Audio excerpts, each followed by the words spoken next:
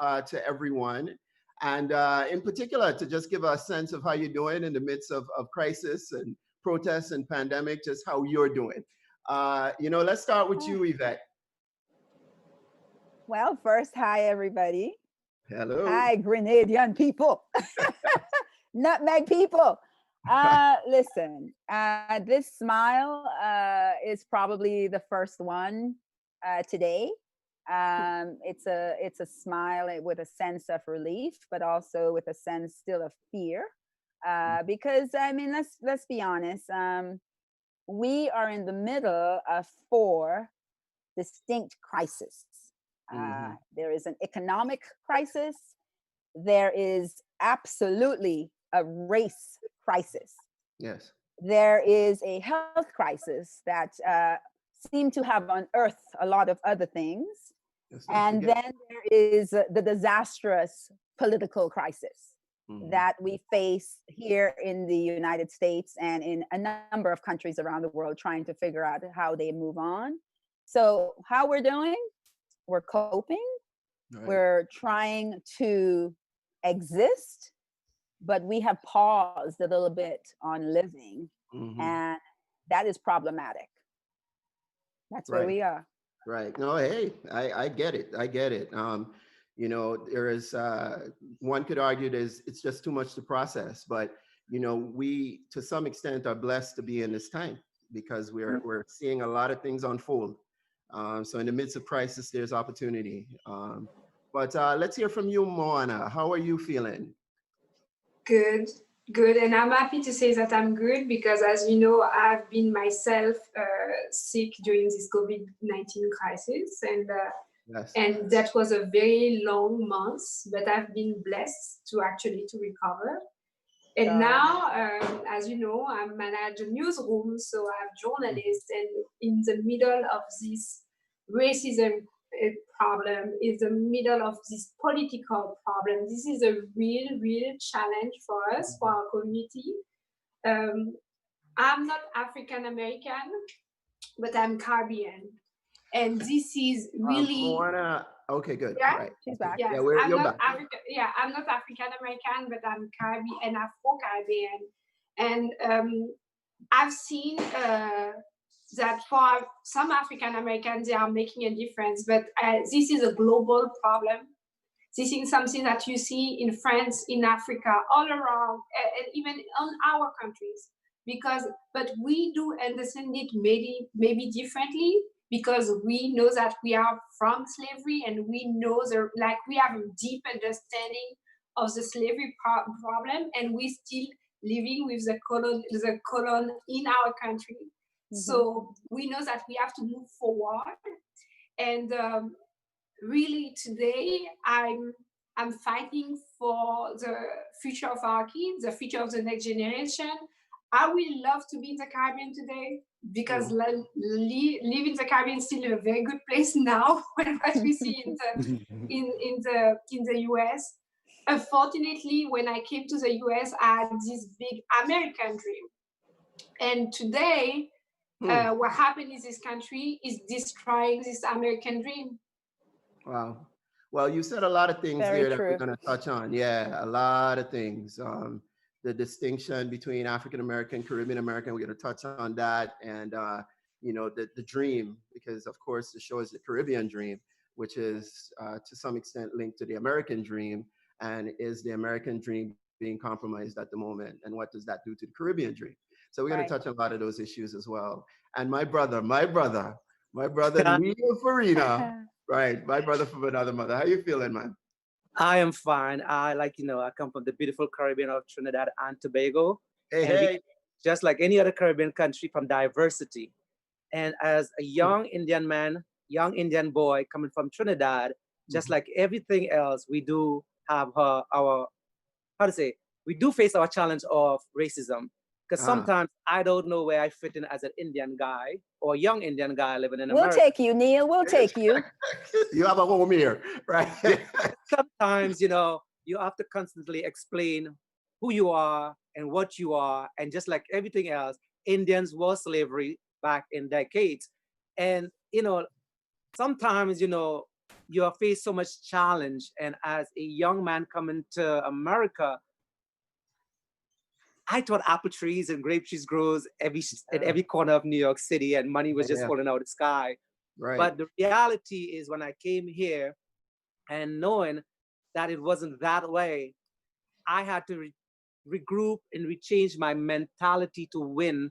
So I started working in a Caribbean salon early, and my own Caribbean people challenged me and put me down. Wow. And it reminded me, as a young boy growing up in the Caribbean, my own family put me down, including my dad and my mom. And the one thing about myself, I can accept certain things because I do love my dad and I love my mom. But I was constantly, how to say, the word was compared to my family, that I was going to be a dunce. I was not going to be anything if I don't go to school and I don't get education. And in Caribbean life, education was very important. And I always felt like all of us here, we all can be doctors and lawyers and, you know, governors and stuff. I love what I do as a hairstylist. My job have took me around the world. I have met so many amazing people. And I've met one of the most beautiful women in the world who have given me opportunities to travel the world and see what the other side of the world are. Even Miss Yvette, who I work with on a daily basis, that we have nice conversation about our Caribbean culture. And today, my Caribbean dreams are uncertain because I don't know where I will be in the next 3 months to the next 6 months. I don't know. So my uncertainty, it's kind of shattered because I had a conversation with Yvette. I have a business and I'm happy that as a young Caribbean Black man, Indian boy from Trinidad, I'm happy that I was blessed to have my own business. Indeed. And today I was telling Miss Yvette recently, I am thinking about closing down because I am backed up on my rent and my bills because I haven't been working for all these time. And as an independent contractor, we don't get money from the government that easy. We don't get loans. We don't have people supporting us. We have to buy our own medical health. We have to support ourselves in many different ways. And although as a taxpayer, an American, I still have to fight to get money in this country to support me right now. So my dreams are all over the place right now. Yeah. But I'm going to win. I'm going to win still. You're going to win, man. You're going to win. That's right. Because I remember you saying in your Caribbean Dream episode that you came here to win. And so there's no option here, you know? No. Yeah. And exactly. I will say that you too mentioned a whole bunch of things that we're going to touch on here. And that is prominent among them is the way we support each other. Do we support each other enough? To me, that's ultimately going to make the difference in us coming out of this situation is the support that we give to each other. So we're gonna these and all these issues we're gonna take care of, at least give our points of view as we discuss, you know, these various topics. Let me remind everyone, first of all, that's on Instagram and YouTube and Facebook. Thank you for coming on, for sure. We really appreciate you. Let me remind you that recently Tempo did individual profile of all of these great people. So Yvette, Neal, and Moana, we did a special on them in a series, brand new original series on Tempo called Caribbean Dream. And you can hear their amazing stories and amazing path to success, their love for the Caribbean, migrating to the US, all of those things in that story. You can find it, of course, by just downloading the Tempo app and enjoying it at your leisure. We're not gonna get into all of those background information because the time that we're in compels us to really focus in on this particular issue. So if you really want to know, you know, sort of some intricate details about all three folks, of the folks on this live, just go to Tempo and download the app and check it out, right? Okay, so as I mentioned, given what's happening right now, you know, the struggle of Black America for equality, racial justice, and just really, quite frankly, the right to live. We can all agree that this discussion must focus on our role at this moment as Black Caribbean Americans, you know? Before we dive deep into what I know is a very painful discussion, because we're going to talk about it all, the way we feel, and felt when we first saw the video, etc. Before we dive into that, though, let's talk a little bit about the Caribbean, what I call the Caribbean factor, right? The Caribbean in all of us, because there's a role that being Caribbean plays in our path in America. With regards to whether it's successful or not. And most of the times when it is successful, I think most of us would attribute that Caribbean factor to some degree to our success. So I want to talk about, is there something in our upbringing, something in our experience that drives or motivates us as Caribbean people? Would you say there's a Caribbean factor? Let's see. Let's go. Absolutely. Okay. All right. Let's go back to you, Yvette. Let's go back to you on that question. I mean, every conversation I've had, every talk I've given, every, it is the Caribbean factor, everything I do. I hear these contrasting views in my head, like my grandparents saying, "Make do with what you have." That's and right. Then the other side of, "You could do this, do it, you could do it," so that you get this like push, and then you also get, well, what you have is enough, right? So then eventually, I think your own voice has to come into play. But when you think about our history, from slavery to being indentured servants, I think part of the push for Caribbean people is that you have to get out of that. You have to get out of that. And particularly in a sort of heavy agriculture place like Grenada, your success comes when you, like we say, own a piece of land. It's all in the land. Ownership. It's all in the soil. So the dream for people, certainly when I was growing up in Grenada, even the doctor, the pharmacist, the teacher, they had a piece of land. That piece of land, they would take off their white coat, their coat away from that hospital, and you'd see them with their, what we call, well, I don't know what they call it here, galoshes, but they would put them on and go up in the mountain and pick the nutmegs and cut the cocoa, and on banana day, that doctor is shipping his bananas. That was very important because it was what you owned. It was what you owned. Sometimes it was just a little parcel of land, but it produced not only things for you to eat, but things for grandma to take to the market on a Saturday. So no matter what else failed, you had that.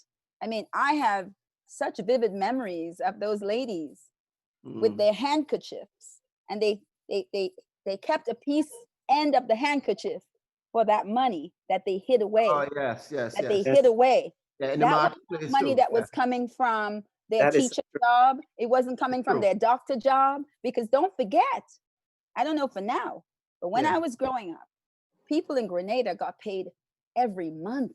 It was 4 weeks that you had to feed your children. So you better go to the market and sell something so that you could have that little money in that corner of the handkerchief.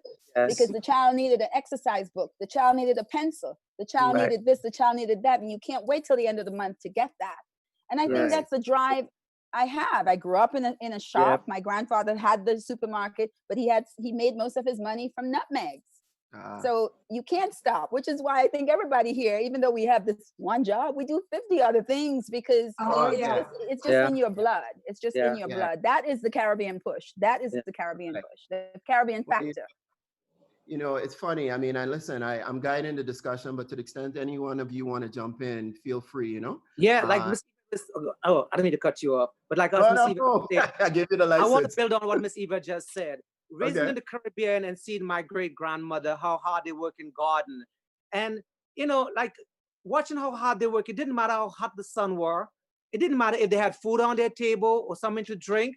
They will be there 7-8 hours in hot sun, dripping water, working hard. And I was a part of that, because I think watching them even my dad who worked so hard as a laborer, like Miss Yvette said, when he got that paycheck, and him and my mom and I would watch them, and they were balancing that paycheck and how much money he made for those hours, and then how much money he's going to spend, and groceries. And I tell you this much, there were days when we just eat boiled rice. Right, of course. Days when my mom would just go pick hibiscus flower, or she would cut the orange, save the peel to make drinks for us and tea. And I used to see how my dad and my mom was budgeting money. And I tell you one thing, it was 7 of us. You see, Sunday, if no other days we ate or we had something good to eat, see, Sunday, my dad made sure that we had a plate of food that was so amazing. We had chicken, we had the pork, we had everything to eat on Sunday. And if that was your last meal, it was your best meal. And I learned from them that in order for me to survive, I had to work hard and I had to keep my dreams alive. And I have learned from my parents and my grandparents. And I said, if they can work hard and they can go to bed hungry, I can do the same and survive. Wow. And here I am. When I came to America, there were days when I didn't have to eat and it had nothing to drink.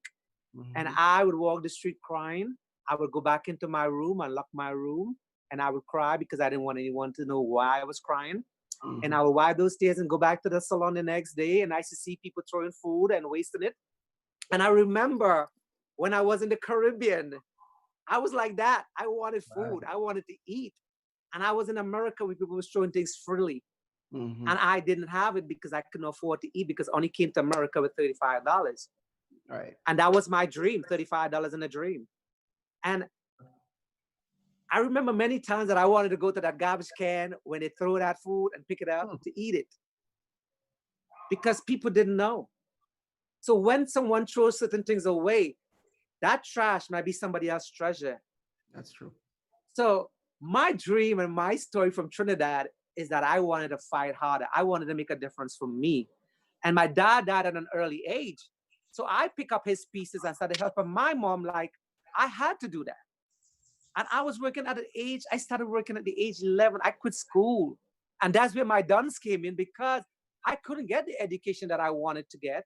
I couldn't go to school. So I had to help my mom and help my siblings. Although I had older siblings, I had to quit. And we are with you, brother. It's okay. I Neal. didn't want to fail my family. So I pick up the pieces where my dad left out. Because I wanted to make sure my mom was happy. Because that's all I had now was my mom and my brothers and sisters. So I said, I don't want to fail. And no one taught me that because I had lost my dad already. And all I had my mom who started working now. And I had to survive with my brothers and sisters. And I was sitting there at times and I would sit by myself and I'm like, how am I going to survive? Who's going to protect me? And I started working at 11 years old kid doing a man's job. And I would take my paycheck and give it to my mom because I wanted to make sure that we ate and we could have finished at home. Because I'm telling you the truth, you could have walked the street and see us inside our home because it was unfinished. Right. And all those things make me work harder. And I appreciate the things that I have today. Yeah. And I'm not going to stop helping my family. Even like Miss Yvette, no, I lost my mom 3 years ago. And I still felt in my heart that I didn't give her enough before she left this earth. But I think I have did great as a child. Neal, I felt as I did great as a child.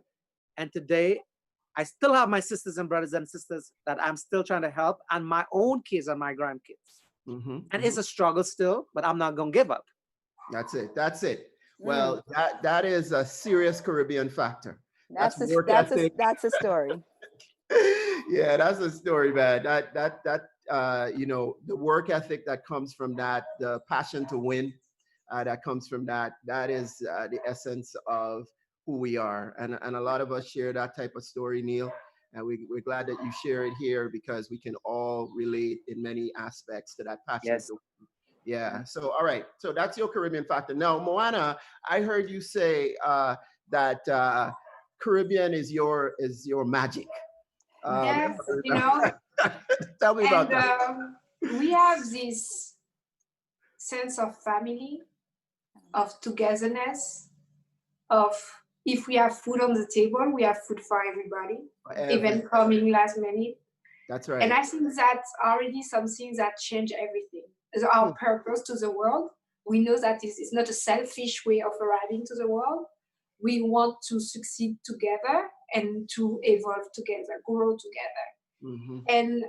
And this sense of family, this sense of purpose, push you to greatness. Yes. Because you know that you're not alone. And even when you're leaving the country, like we all did, you're leaving the country with sense of purpose because you want to bring back something to your country. That's right. And when I left, I love my island. I'm deep in my bone. I will always bring Caribbean. This is where I feel the best, where my heart is, where my joy is, where I laugh the most. I don't need anything. I just need to be there. Yes. With my people. Yeah. And this magic, that we have between our families, our neighbors become families. You know, like, oh, it's auntie. Everybody's auntie. Oh yeah, the whole neighborhood. And when I did bring my son, he's 5, and he didn't know the difference on my real sisters, like the aunties and the other aunties, because everybody's auntie. Yeah. And because we are a family. We are a family. If I cannot take care of my kids today, actually somebody will. That can be my neighbors. That can be my family. But we have this sense of we are here together. Yeah. And as well, this mix of culture. This mix of culture brings us something very different. And I think that what you see in this country is what actually is a missing point, that they don't have like to actually really open their mind to what's happening. My father, we have Indian blood in our family. We are daughter and son of slaves. But of course, you know what happened during slavery. We have like white people, the colons making kids as well with the slave. Yeah. So we are already so mixed that we accept that who we are is who we are now. We don't need, this is not the past that define our future.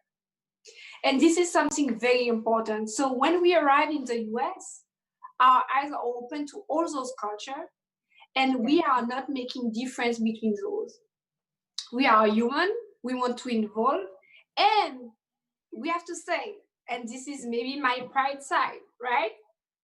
When you see how small we are and the level of talent that we have in our country, I have to say that something magic is there that make us special. Because when you know that, for example, in my country, we have 400,000 people, just 400,000 people, that represents some very small town in the US, right?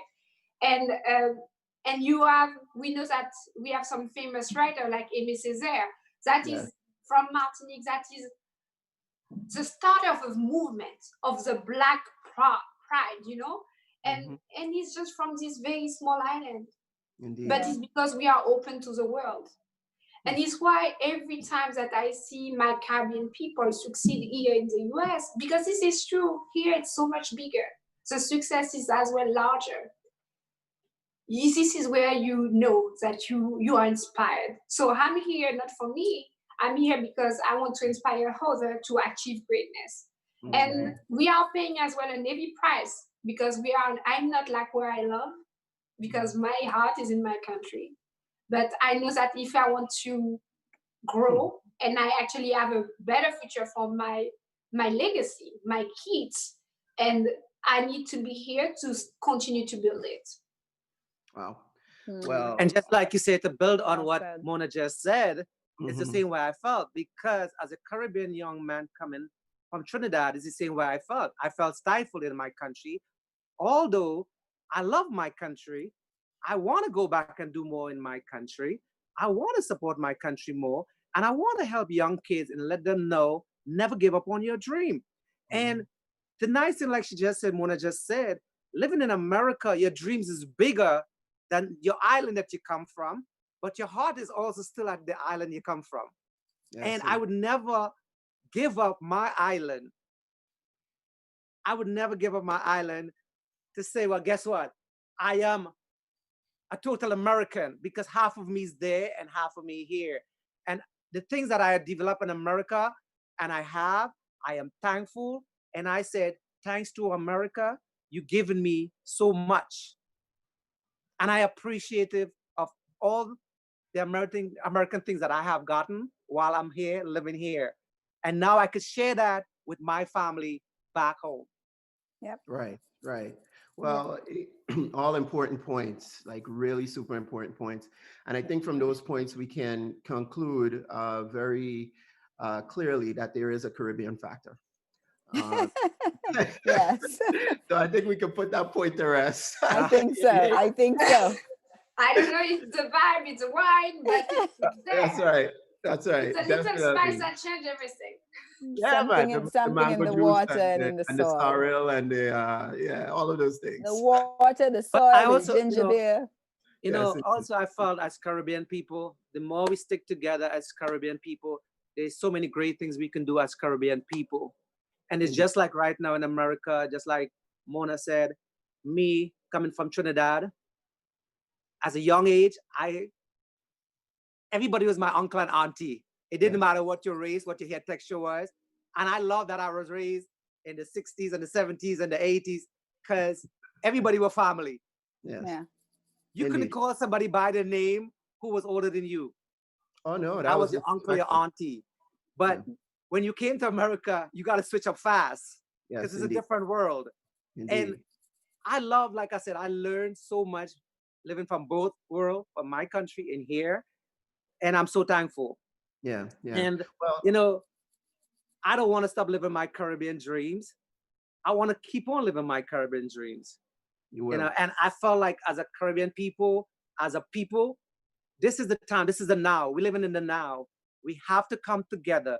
We have to support more Black companies, more Black business places. Because sometimes as us, as Black people, diaspora people, colored people, we have to also take responsibility. Indeed. We have to take responsibility. Put a pin in that, Neal. We're going to get to that. We're going to get to that. We're going to get to that. We warm it up. We're warming up. So put a pin in that one, right? We come into that in a second. But where I want to go is to slide in from that Caribbean factor that we clearly know that we have that perhaps gives us a little edge in the good old US of A and other parts of the world. But we, in living in the United States, especially as Black Caribbean people, we have a relationship with Black Americans and African Americans that sometimes is challenged, you know? Yeah. I was reading Colin Powell's book, his autobiography at one point, and you know, when he married his wife, Colin Powell, you know, the ex 5-star general that was head of Joint Chiefs of Staff that we all wanted to run for president at some point, he talked about when he was getting married. And he, of course, he married an African-American woman, and how difficult it was, interestingly enough, for her parents to accept him as a Caribbean boy from Jamaica.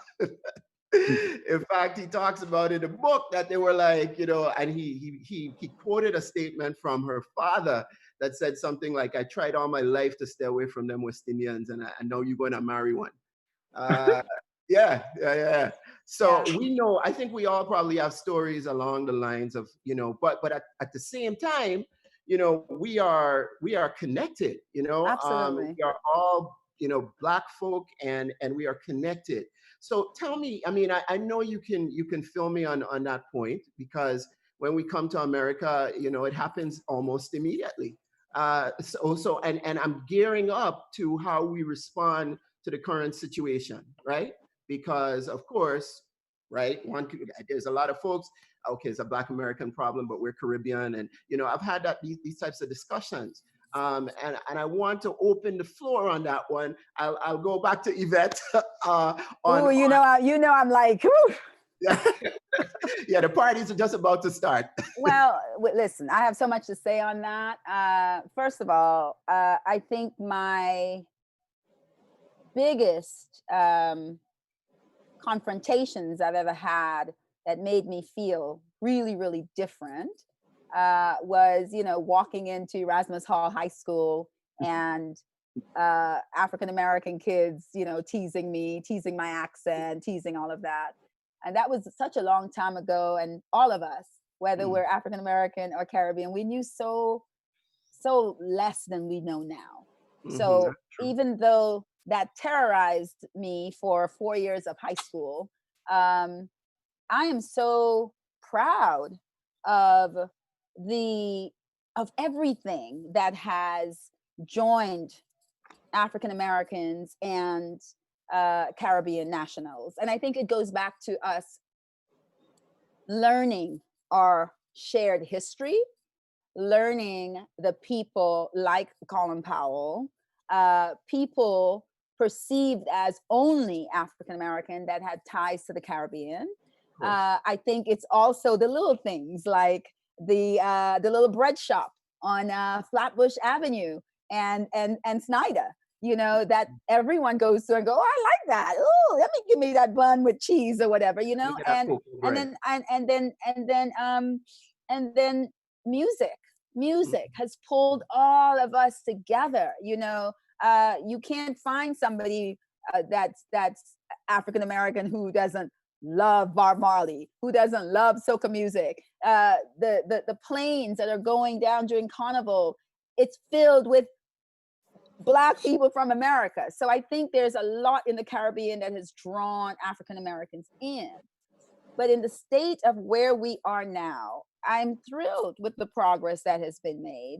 Things even like the Essence Festival, where Black people from all over the world, including the Caribbean, come to a state that they probably never even heard of, because when you back there, you only hear about New York, and then you went, New Orleans, where's that? Yeah. But you're going because you know that there's going to be a whole bunch, 80,000 to 200,000 Black people. 500,000. 500,000. 500,000. I knew Moana was going to say that. 500,000. Let's give you your increased number. I've been going for like 25 years, so that number is up. I love it. But I just think that sadly, I don't think you could find a difference between our hearts now as African American people and Caribbean people. Very good point. Events of the last 80 days, meaning the pandemic, and the events of the last 8 days, the brutal killing of Mr. George Floyd on a Minneapolis street. There is no difference. Nobody is waving any kind of flag for any kind of island or for this country. What we're doing is waving the human flag. Right. And that is our brother, that is our uncle, that is our cousin. And in a way, I think the pandemic served to unearth a lot of bad things, but also a lot of good things. And one of the good things is just the connectivity. We were finally able to see how connected we are. And then I think about, in terms of the pandemic itself and how much they talk about the essential workers. Mm-hmm. And we know as Caribbean people, and if you're talking about the big hospitals in Brooklyn,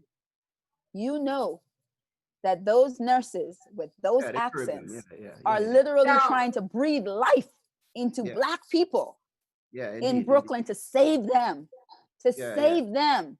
And it's not about, are you Grenadian? Are you from Martinique? Are you from Trinidad? Are you from the British Virgin Islands or the US Virgin Islands? Is that, oh my God, this disease is killing Black people. It's killing my brother. It's killing my sister. What can I do as a health professional? So the bad thing of COVID has brought us together. The bad thing of just horrible racist behavior has brought us together. Yes, there was a lot of separation. I came to this country in 75. There were wars between Caribbean people and African American people. Go back to your boat. You guys are taking on jobs from us. All that stuff was being said. And then Caribbean people was like, but you don't want to clean up people's house? What, you want me to go starve? What, but it's finally, I think we're able to have these amazing conversations that we share a history. Mm-hmm. We share a history. Let's just remember they took us all from the same place, and they put some of us in America, and they put some of us in those islands. And then they tried to turn us against each other by picking us out and say, you're good enough to be called an indentured slave. That's right. Or a house slave. So we're going to put you here. And then they turned us against each other that way. Then they told us, if you look like me, you're not beautiful. So then they want me to turn against my sister, you know, who, I don't know, does she know why she looked the way she does? We know. You know, it's just there's so many reasons for us to give in to that narrative that separates us.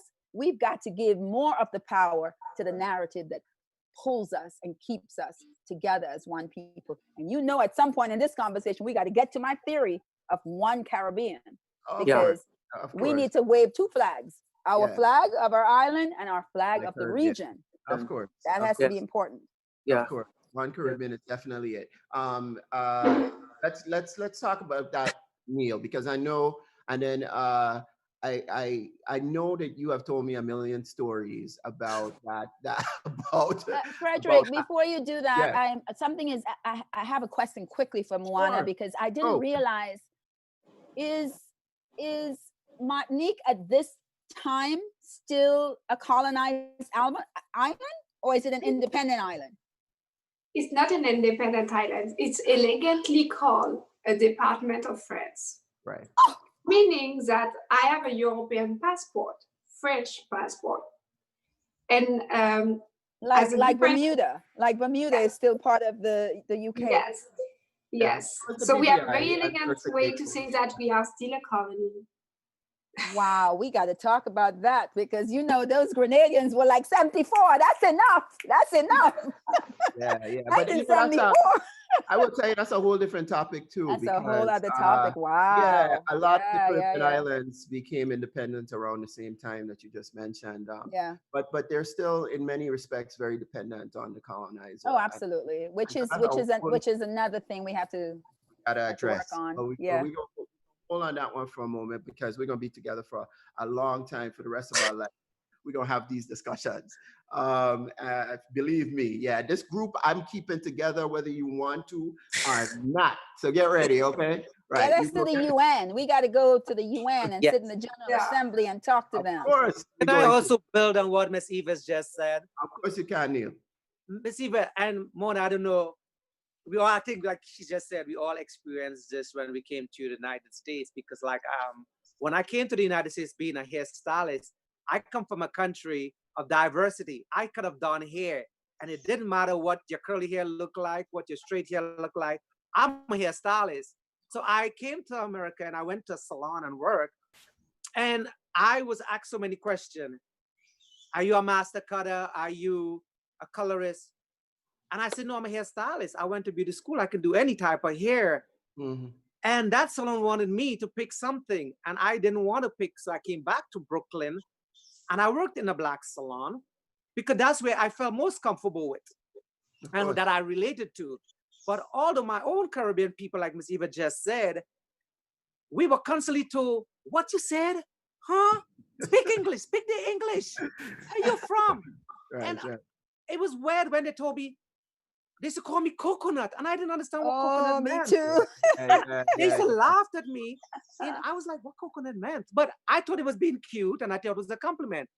Even when they called me JC, I didn't know what JC meant. It was just calm. And one day, a Black Caribbean woman said, they're making fun of you. And I was like, why? They said, JC means just calm. And they think it's funny. And again, it was Caribbean people who was making jokes off me. But I didn't let that tear me down. Right. I still had a big smile. And I said, this is not going to tear me down. And when my boss asked me, can you do hair? I said, yeah. And I remember this Black lady walking to the salon. And he said, can you do her hair? And I said, sure. I washed her, I blow dry her, and I cut her hair and I styled it. And everybody turned around like, whoa. And that's when they become threatened by me, and I felt threatened by them. Because back then in a black salon, if I take Miss Yvette and Miss Yvette was going to Moana, and Moana was Yvette's stylist, Moana would fight me. That's what it was back then. Yeah. And you had to fight and battle with your own Caribbean people to win. But like Miss Yvette said, we living in a different time. Oh, we coming definitely. together slowly, and slowly we are coming together. And today, I want to say, I thank all my black girls, all my curly girls who supported me, because without my curly girls, I would not be Neal Farinah today. I would not be able to feed myself. I would not have a roof over my head. I would not be the person I am today. And I appreciate that. But what people does not understand, how hard you have to fight. They feel everything just fell into your hand when you come to America. No. Those dreams are sell bad in the Caribbean. You got to work hard for everything that you want in this country.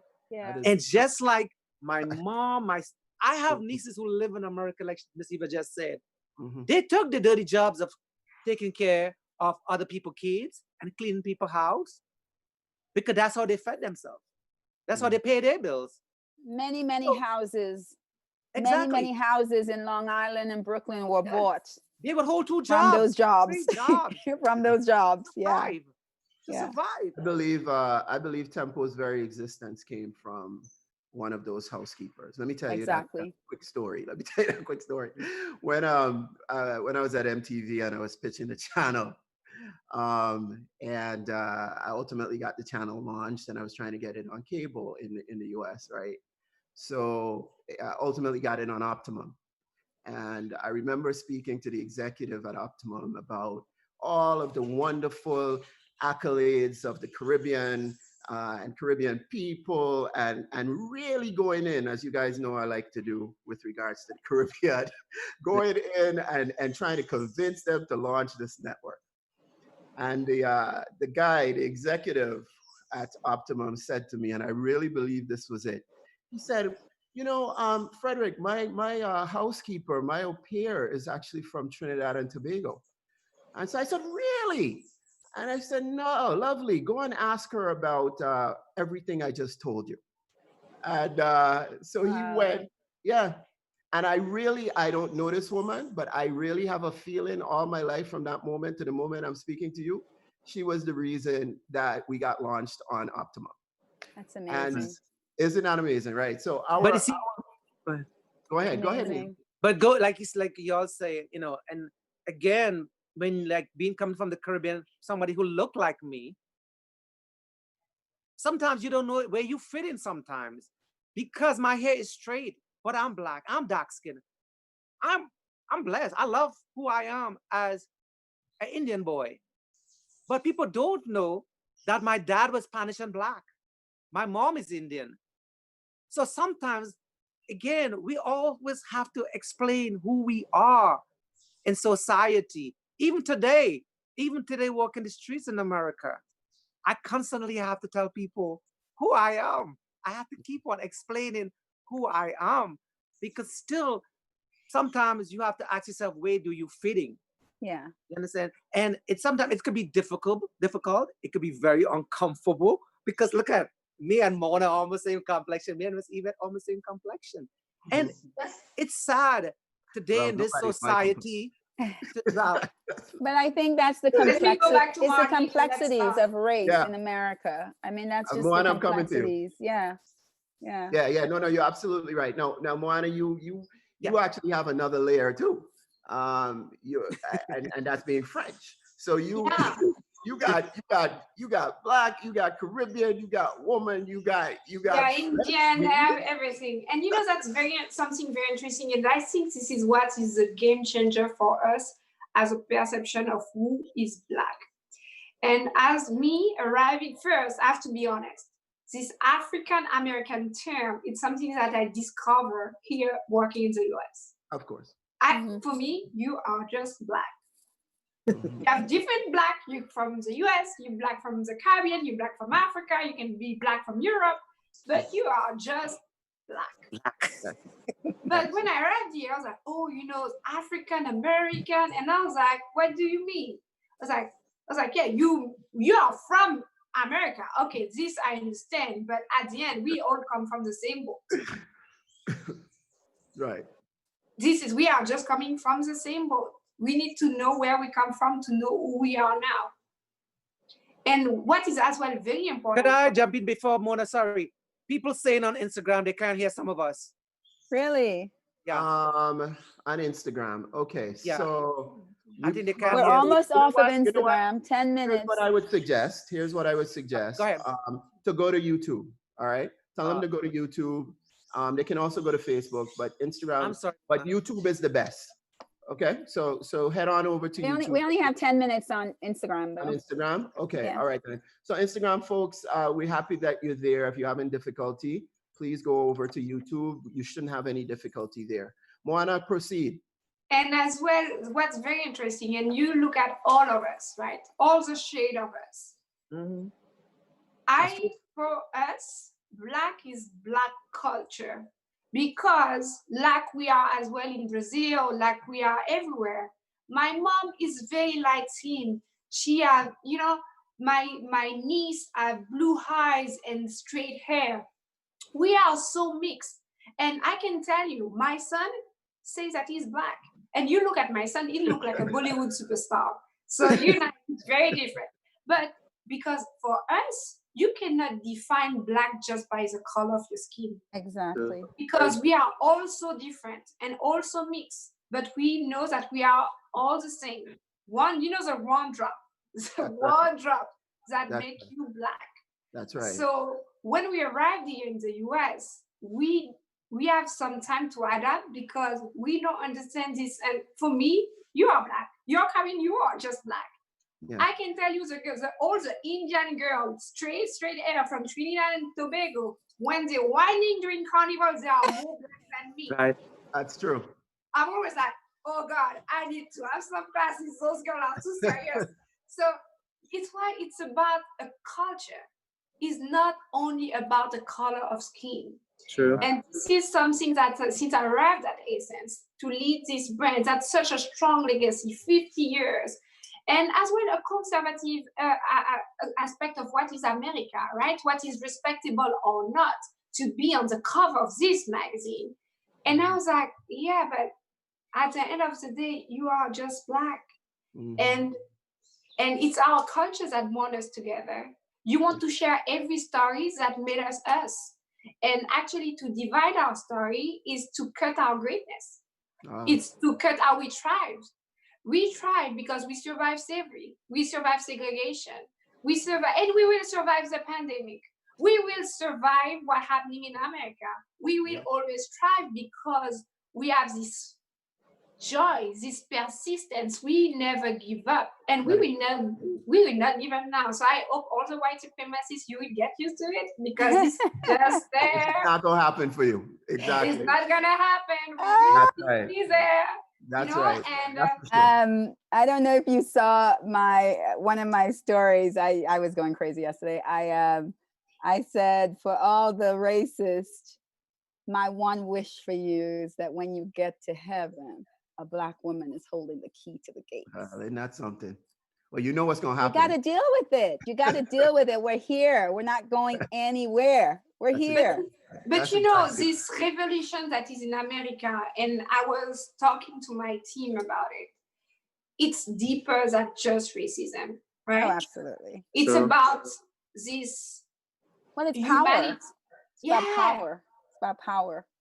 It's about, we've been played. Oh, big time. We all been played. Big time. We're going to get into And we need to be, it's great. I'm for the process, and every day we're trying to help people to how to do the best and how to protest. But you want to have an impact because this is what's matter. Because you need to vote. And actually, Black women are voting. This is not even a Black woman situation because Black women, when we need to vote, we are coming and voting. Absolutely. So people need to vote. I'm at my polls at 5 a.m.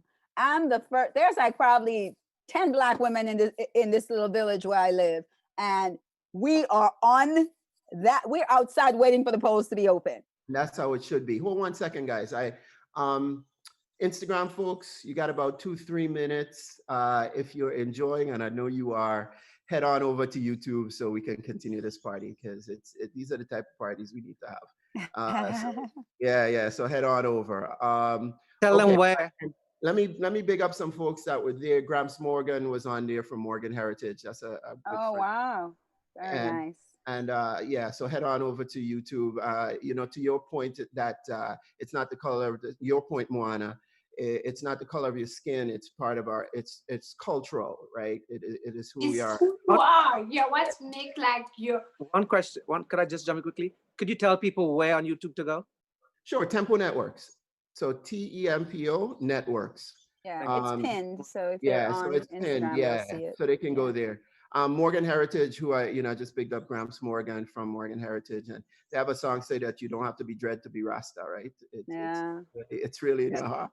Yeah. So you don't have to look like me, Moana, Yvette, Neal to be Black. It's just who you are, Yeah. But that's very difficult because the world judges us by outward appearances, Yeah. Hopefully, and they judge us. They judge us. We know that we're all Black, but they do judge us on what they think are variations of Black. Right. And because I mean, I have biracial children, and I could stand like at the back of a store, and I can send my daughters up to the cash register and just film it, and my daughters, they would probably say to them, "Hi, how are you? Having a nice day? Did you get everything you want?" Right. And then my daughters, who are as shady as can come, they pick that up. They know what that is. They know what's up. They know what's up. And if mommy now finishes up my purchases and I go, nobody wants me to have a good day. Right. Nobody says hello to me. Right. Nobody wants me to have a good day. So we as Black people don't see that. We don't see that. But someone who is trying to cut us down tries to cut and divide us based on the shade of our skin, based on the texture of our hair, based on what they perceive is our education, based on what they perceive is our network. Because I know the people who love them some Yvette Noel Schure, who know that I will answer my phone at 3 a.m. to talk to them. Those people know me and I know them. Yes. And I also know the people who cannot describe me in any other terms but by the people I'm associated with. Right. You got to take that with a grain of salt. You got to be like, girl, wait till you get to know me. Yeah. But if you're not confident, if you're not sure of yourself, these kinds of things could mess you up. Indeed. And Indeed. Again, like what She's such a very good point. Like what you just said there. Me as again, like I said, working in a Black salon, I have met so many Black women who are so beautiful, did not feel beautiful about themselves. And why? Because of their hair. Or they let society tell them they're not beautiful. I heard it so many times that working in the corporate world, you couldn't go with your natural curly hair. You couldn't work with your nappy hair. And I remembered I had clients who was mixed, but their hair was so curly. Oh, they're not going to take me serious in the court. I have to perm my hair. I got to flat iron my hair. And people, a lot of times I didn't understand because, again, although I live in Brooklyn and I'm surrounded by culture, I still didn't get it why a Black woman could not work in any corporate world or with the government or in a courthouse with their curly hair. And I thank God now it have changed because Black women have to fight so much. Thank God for Essence, for giving women a mirror. A long way as women of color, and I listen to it in my salon daily. Even today, like we in this society, what we facing, I have Black mothers who sit with me and talk about their Black kids, that they're fearful. because of your skin color and your hair texture. Like I said, I walked the streets and I smiled. And let me tell you something. I have so much stories. I have absorbed so much things in my salon, listen to people every day as Black people and young Black women who didn't feel pretty about themselves because of their hair and have to change how the hair texture look by straightening it and by doing things to make it look good so that society see them as, okay, guess what? Yes, she can fit in now. She can be in our covers and she could be here. And that's, like I said, we come a long way because Black girls could not be on a cover with their curly hair or their natural hair. Yeah. They couldn't. And today, it's a big difference. Even in pageant, when I used to look at pageant back in the days, a Black woman couldn't go on stage with their natural nappy curly hair. Thank God today they could go with their dreadlocks and the short curly hair.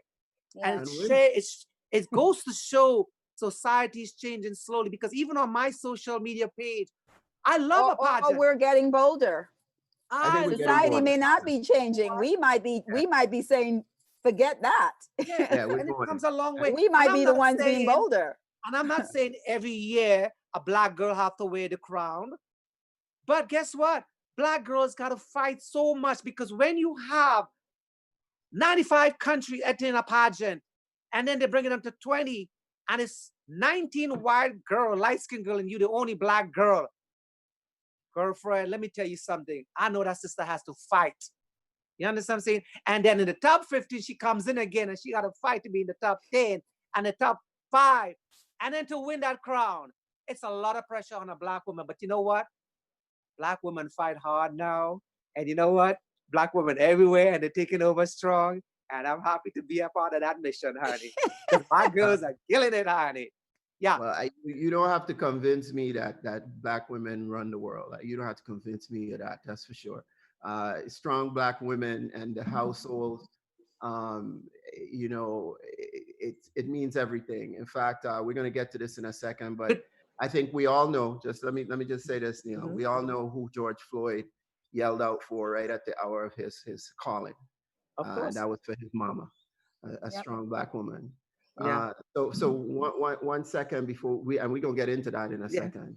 But we're gonna slide over to Moana here because you know that whole question of Black women and what Essence has done, you know, and your role and including Caribbean into that definition and sort of more world view.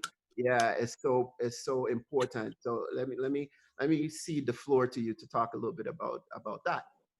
You know, that's very interesting because when I arrived at ACE, of course, you know, it's dream job, right? You get to be like the Black Anna Wintour in a nice way because I'm smiling. But you understand, like, that was like the dream job. You know, ACE has been such an iconic magazine. But what I didn't realize, our corporate America was around as well around the spread. And this African American term. And I have to slowly but surely open the doors to who we are globally. So by the culture first, because we know they always more open about our music. So our people, our beauties, like, so to open slowly to our culture, to always say, and by the way, do not forget the others. Don't go alone. Take people with you. So bring the continent, bring the Caribbean. And we've seen now in the festival, like, oh, I want Machel. I will be like in the room, like, you cannot do the festival and not have Machel Montano. And we will like bring like a little bit of drop by drop something else to open the mind of what is our global culture. And Black women in America been fighting so hard, you know? They are, but it's not only in America. It's what I always try to see, like Black women in our Caribbean. They are what we call in Creole, potomiton. It means like the foundation of your house are Black women. And you know, even in Africa, if you from the state and want to share or educate someone, you need first to talk to the woman. She will share the information with everybody in the village. Right. And we are using this platform to change this narrative. Not only for us, because we are the first one to be educated. We need to educate ourselves about who we are. Yep. This is really the key element. We need to educate ourselves about who we are and open our mind as well. Because my fight today at Essence, because it's my fight and my purpose, I say it with passion, you know, it's not only about Black women. It's because it's about as well our inclusivity, about the religion, about everything that actually I know that what I'm saying, it's like hurting sometimes of the core of the Ocean's aliens, but we need to know that we need as human beings accept who the people are, no matter their sexuality, no matter their religion, no matter where they come from. And if you're not happy with that and not comfortable with that, I'm okay. We don't need you. That's right. We are, and this revolution, it's for me is really this time of break of you need to accept people for who they are and not try to categorize them in any way. Everybody need the same we are equal. We are equal, and we are equal, and this is the only thing that we will accept for now on. Well said, Moana. Yeah. I will say that we started this particular segment with, you know, sort of how Caribbean Americans and African Americans get along and the various challenges. And as we can see from the discussion, it is a complicated issue, and some, you know, there's been progress made, you know, along the way, and to Yvette. And you know, yeah, but you know, as a French Caribbean woman, right, leading an African American company, that was not the easy road. I'm not, and you know, because right. you know, for example, this culture of sorority, and for example, all the sorority, we don't have that. I was like, what is that? It's really like an American thing. Like, I'm not part of the elite of the journalists, African American journalists all together. I'm by myself, this little girl from the Caribbean. I just try to be the prism for everybody to tell their stories. I'm not here to judge. I'm just here to share. My goal is just to share. And it was not an easy road, still not, you know, but step by step, you know, your work talk for yourself. It's why I'm like, and you know that I'm not doing so much interview. I cannot say no to my Caribbean people. That's why I'm here. That's it. That's the power of us and the unity that we're seeking. Yeah, it's different. It's got to be different. Yeah, I mean, we're going to make the difference. I mean, on that point, you know, we have made the difference in for a long time. I mean, our leadership in the struggle for, you know, racial equality in America and the world is legendary. You know, so from Marcus Garvey to Malcolm X, from the Spice Isle of Grenada. I know you would have looked up. Think I didn't know you would have looked up on that one. Yeah, I you know, there's a lot going on, so I'm just sending something. I know, but it's okay. It's okay. It's all right. I'm just teasing. But to Stokely Carmichael from Trinidad and Tobago, to Louis Farrakhan, you know, the list goes on, right? Harry Belafonte, Sidney Poitier, Shirley Chisholm, all of these people that many folks, I mean, even you know, even to certain icons right now, Black women icons like Cicely Tyson. A lot of folks, you know, they have no clue. We posted something for her a couple days ago, and you know, that said that her roots and her heritage was in Nevis, and you know that people blew a lot. Questioned you? Yeah, people, man, that was like a big shocker to a lot well, of people. I bet most people don't know that Maya Angelou was a Calypsonian, and she traces that to, I think, her Soca, grandfather baby, being from calypso. Trinidad. Yeah, But it yeah. But you comes could from feel the Calypso calypso in Island. Maya. She actually had a career. She had Yeah, a career as a Calypsonian. well, that part I didn't know, She but you could did. certainly She did. feel it. Yeah, Yeah. Yeah. I yeah, you mean, you could can feel it in her see the words, the way, cadence. like when she, yeah, exactly. Yeah, Exactly. her cadence Yeah. said everything. I mean, I didn't know about the calypso part. Oh, you Uh, have to look it up. I You have to have look to it look up. it up I now. had to look it up because years ago, she did a project with Branford Marsalis when I was at Sony Music. Okay. And I had to know everything possible about her. And Wow. that was one of the little gems that I found out. Well, that's a beautiful gem. Thanks for sharing it. Sure, for sure. Okay, Neal, you look like you're bursting to say something. You want to jump in on this point? Of Before we get course to You the know, next? going back to Black women and women, I think from small as my mom, because I always felt like growing up around my grandparents and my mom, I always felt that they was told that their place was always in the house and being a housewife and a wife. Mm. And the man was the one who go out there and bring the money. But I like the fact that now in this time and age, that women no longer dealing with that crap. They're not making their own money. And they're not sitting down making babies and taking care of home. And you know, the thing about women, I think women do, like me, because again, like I said, I'm a man. I have a mother. I have sisters. I have daughters. I have granddaughters.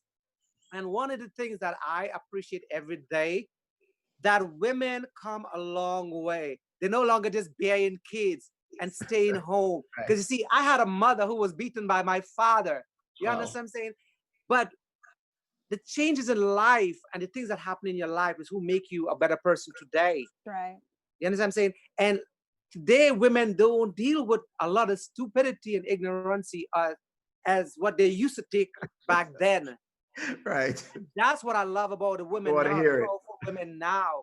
You understand? Women out here going to make that money. They're making statement. They're making money move. You know what I'm saying? And Money move. And it's a different time, and I love that. And you know, again, like I said, that's the dance, Moana. You know, and, you know, I as being a man, I actually think women always did that. Yeah, even when... no, but you know what? I feel like now, I'm not saying a lot of men don't do it, but I think now in society, women need to be praised more and acknowledged more.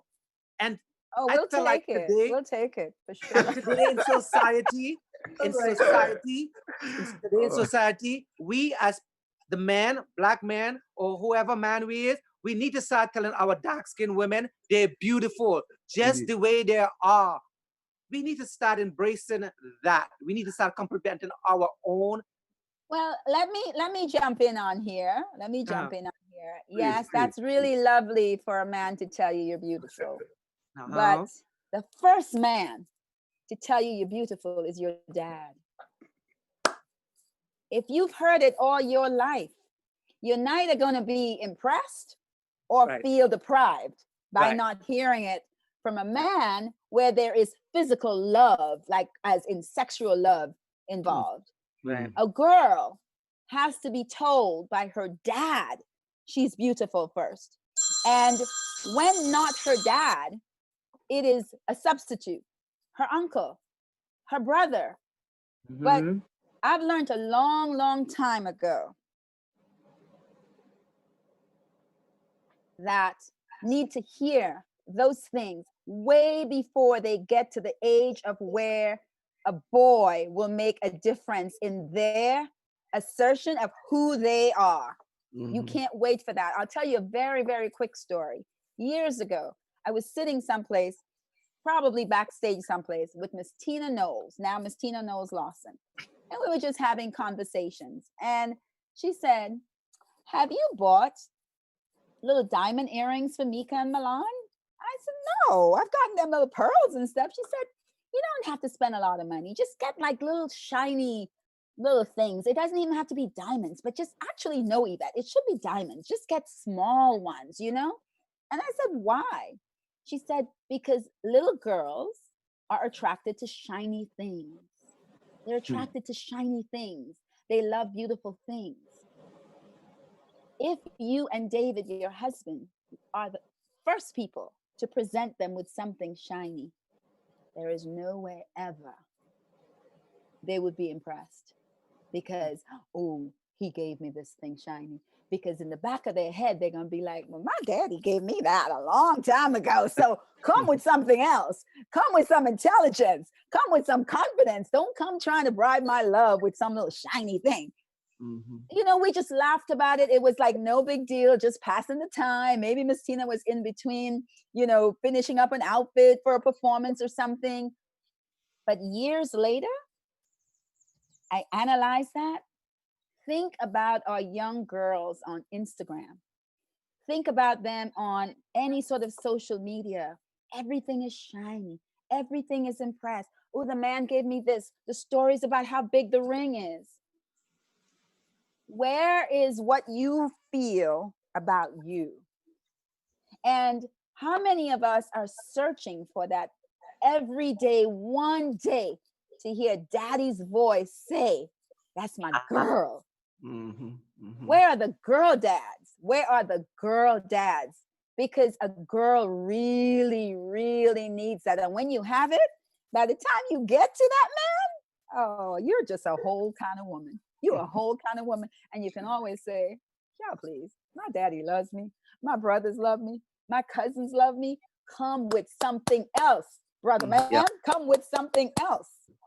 Very, very important. And Neal, you probably have young girls that come to your salon. I know we're in this pandemic and you haven't been there, that are just looking for a hairstyle to make them beautiful. I know for all of the hair people I know, you have a bigger job than just doing hair.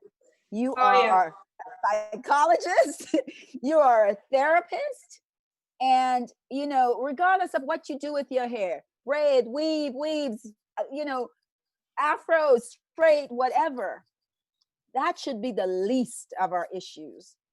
Beauty is not in your hair. You could do anything you want with your hair. It's an inner thing. It's not even on our face. Right. It's not even the color of lipstick you wear, because you could put on 50 piles of makeup on. And if you don't feel that the beauty is coming from your gut through your heart all the way up, none of it. You can get a $5,000 wig. You will not feel beautiful. You can get the best hairstyle. You will not feel beautiful if at the end of the day, you don't hear someone who unconditionally loves you tell you, you're beautiful.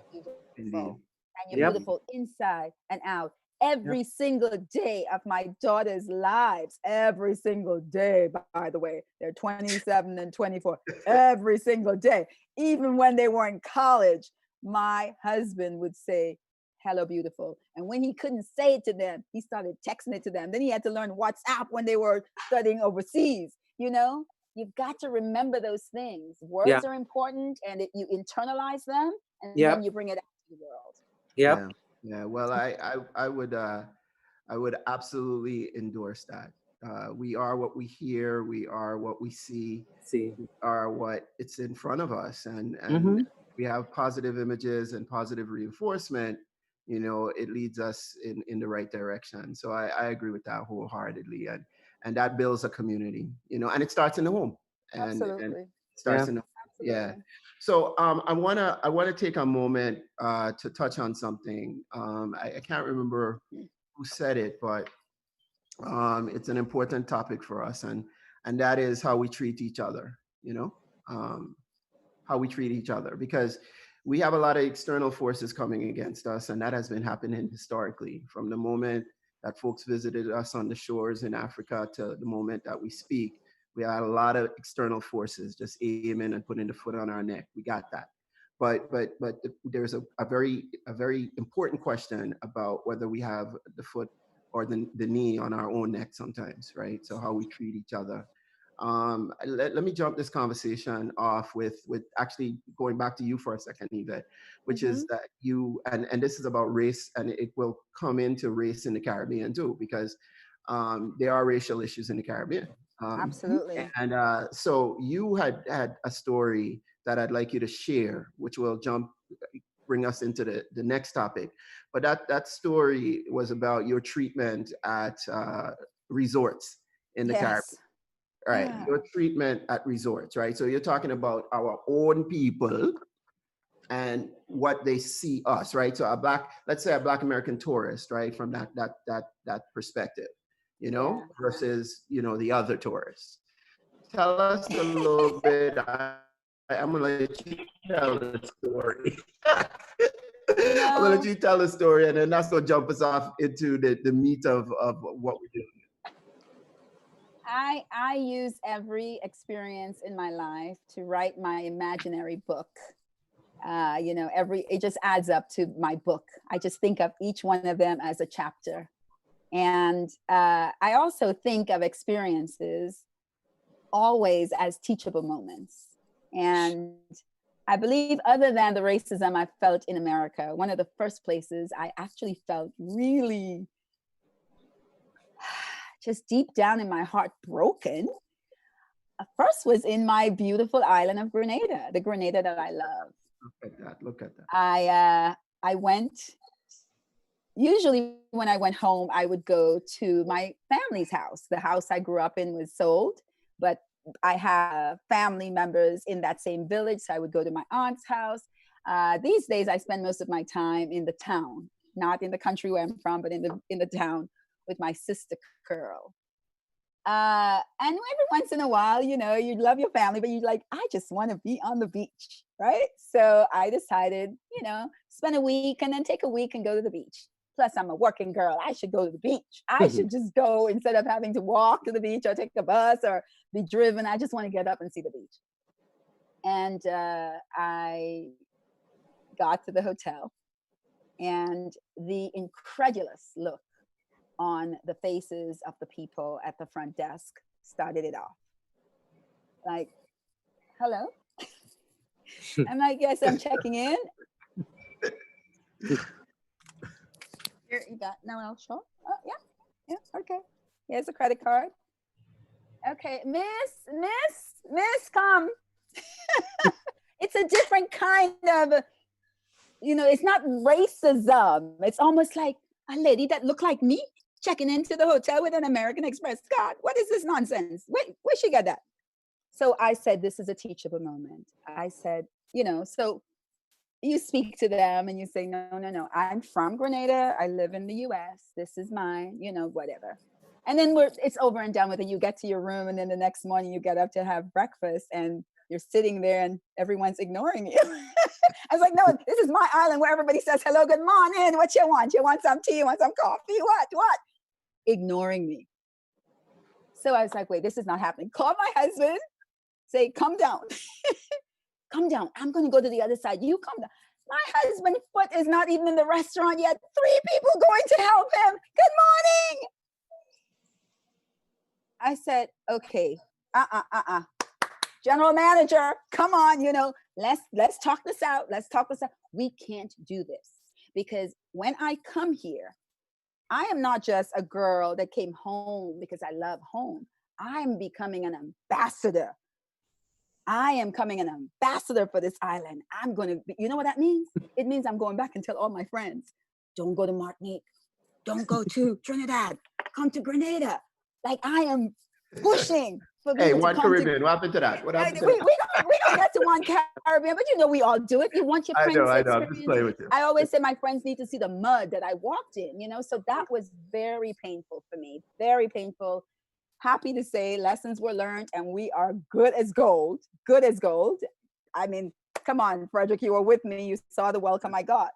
But the same thing happened in Antigua, a place that I absolutely love. And at that point, Moana, I was not gracious. I went off.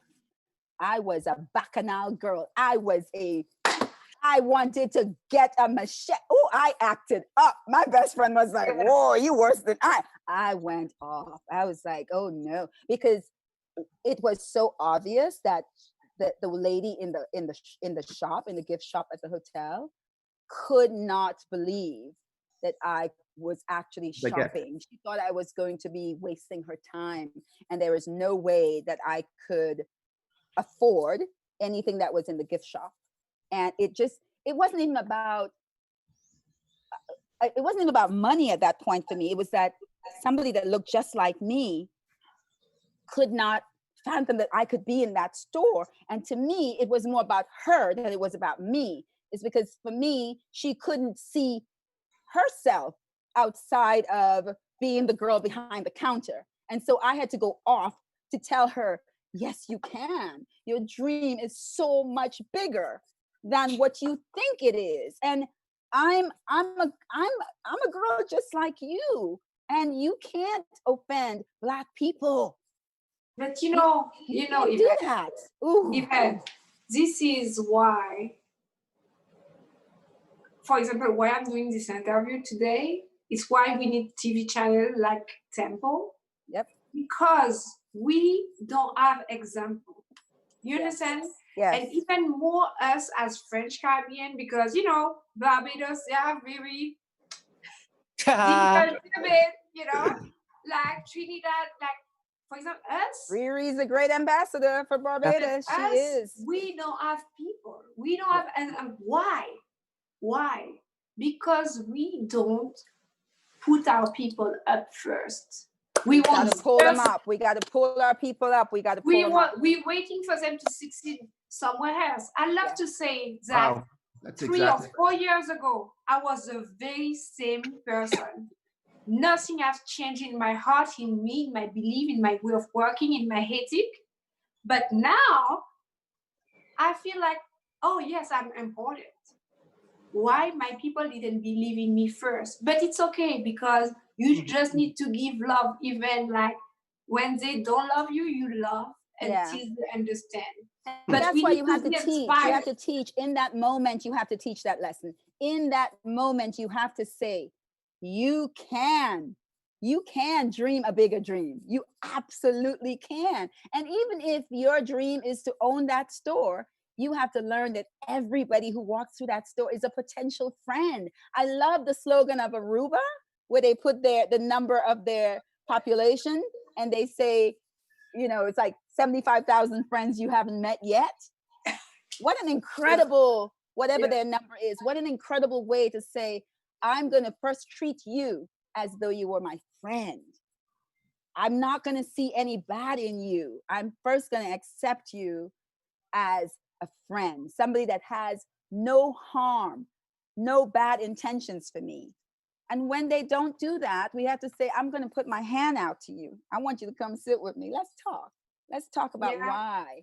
Why it's about education and spirit and inspires them. But that's the devil of colonization. But yes, that's exactly the devil of colonization.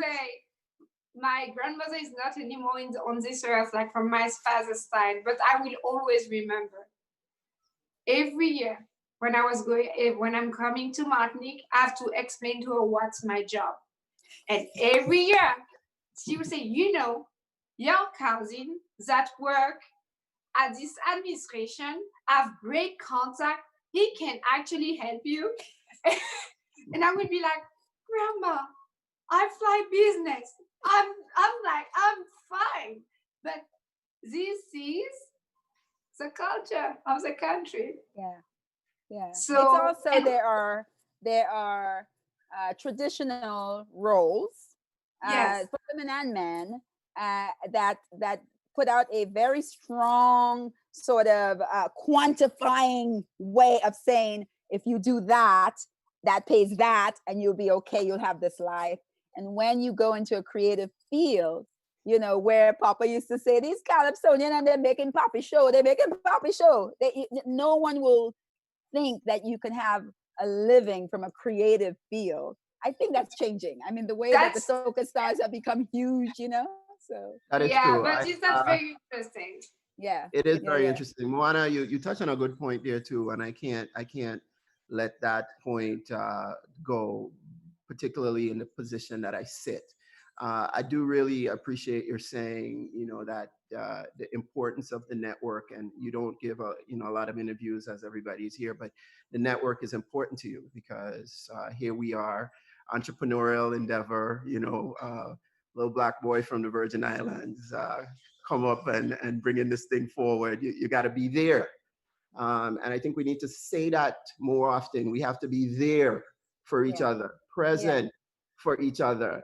Everybody on this call and this live should be able to say what we did for the other person. Absolutely. And that group needs to just grow and extend. And if you can't do that, you know, you're doing a disservice to yourself and your community. So, but you know what's, and you're touching a very good point. And actually, I think that is what is the bond between us.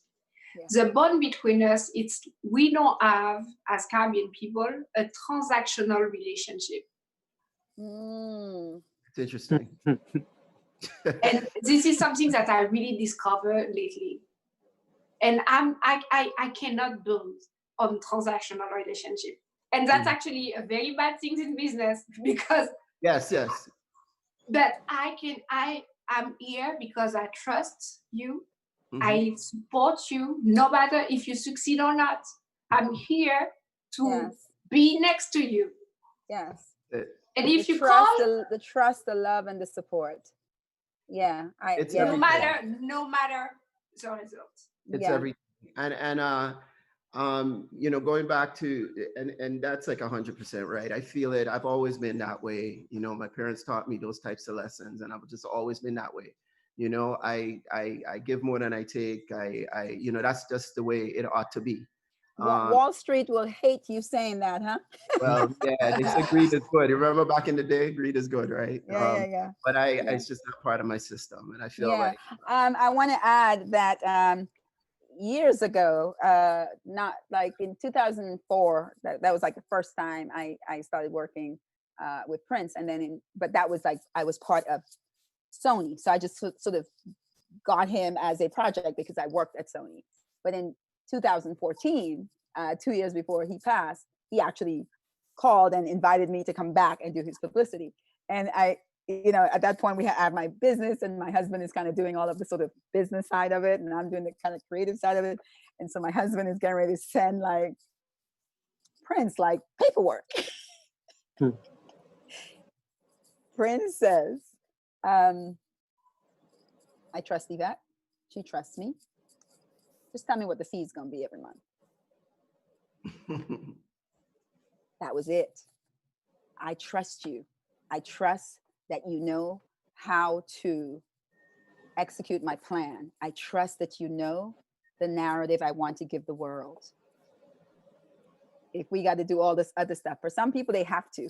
For him, no It's way. about trust. It's about trust. It literally was about trust for him. Yeah, that was it. I agree. Well, I'm certainly glad folks trust me. And I would say this. I mean, Malcolm X said, and again, he was born Grenadian.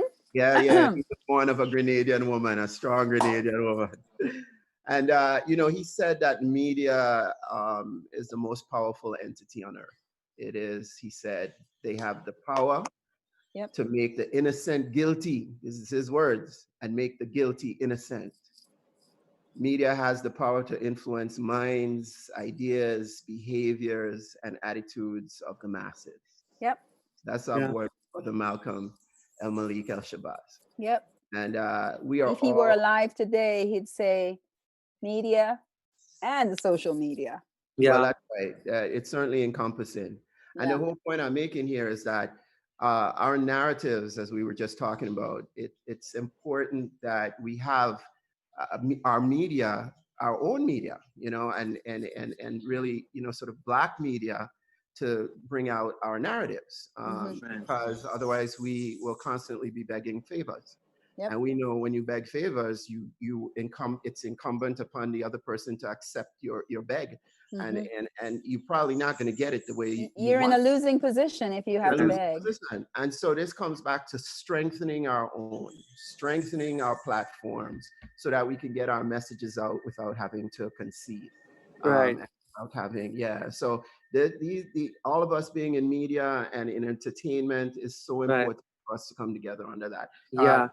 Neal. Yeah, you know, just like, you know, feeding on what Mona said and Miss Yvette said, me, like I said again, being that guy who came from Trinidad, I mean, a lot of time people didn't know who I am. But thanks to social media, because I remember one year, a couple of years ago, I was on a platform, a podium with some of the most powerful people. That's when we had the first Black president. and the first Black lady. Miss Yvette was with me. Oh, yeah. I felt for that moment, I might be a hairstylist, but I felt so proud to be that hairstylist because I felt I represent my Caribbean country. And a lot of people didn't know that. That's right. I wasn't that put him next to Miss Yvette and we was like this because we wanted to get a picture with him. We were up against the But we were wall. working with, right, because we were working with somebody who opened doors for us to be on that same podium, on that platform. Yeah, we got caught. We got caught. We weren't supposed to be there. I wasn't a socialized person back then. You were supposed to be there, Yvette. You were. Right. No, And we weren't supposed to be there. Right, people didn't know that. But also what people don't know, my Caribbean people, just like Miss Yvette said, they didn't know me. But then because of social media, and if they want to tell the truth, a lot of them, I would send them DM. Any one of these soca artists in my Caribbean country, any Caribbean country, I send them DM. What a good soca song this year. What an amazing song this year. I compliment each one of them, from the women to the men. I mean, they answer though. Caribbean stars, they might be the biggest stars in the world. They are still Caribbean community-minded people. They answer you. Yes, and they do. And that's like I said, like even like now, again, like we said, thanks to this thing they call social media. Thank God we have something called social media that back then people didn't see me as somebody, but today I am somebody. You've always been somebody. That represents You've always been You have always been somebody. Well, yeah, I am somebody then. What you were, what you became, in addition, what you became, in addition to being a fantastic hairstylist, hair technician, hair god, what you became is a marketing genius because you were able to use that platform to market yourself. Right. That's what you became. That's what I like. Okay, you said the magic word that I wanted to say. So now when I walk back home, I feel proud to be that Trinidadian guy in my Caribbean country. You know what I'm saying? And they might just look at me as a hairstylist, but this hairstylist starts some of the most powerful people that make a difference in my life and make difference in so many around the world. Life different.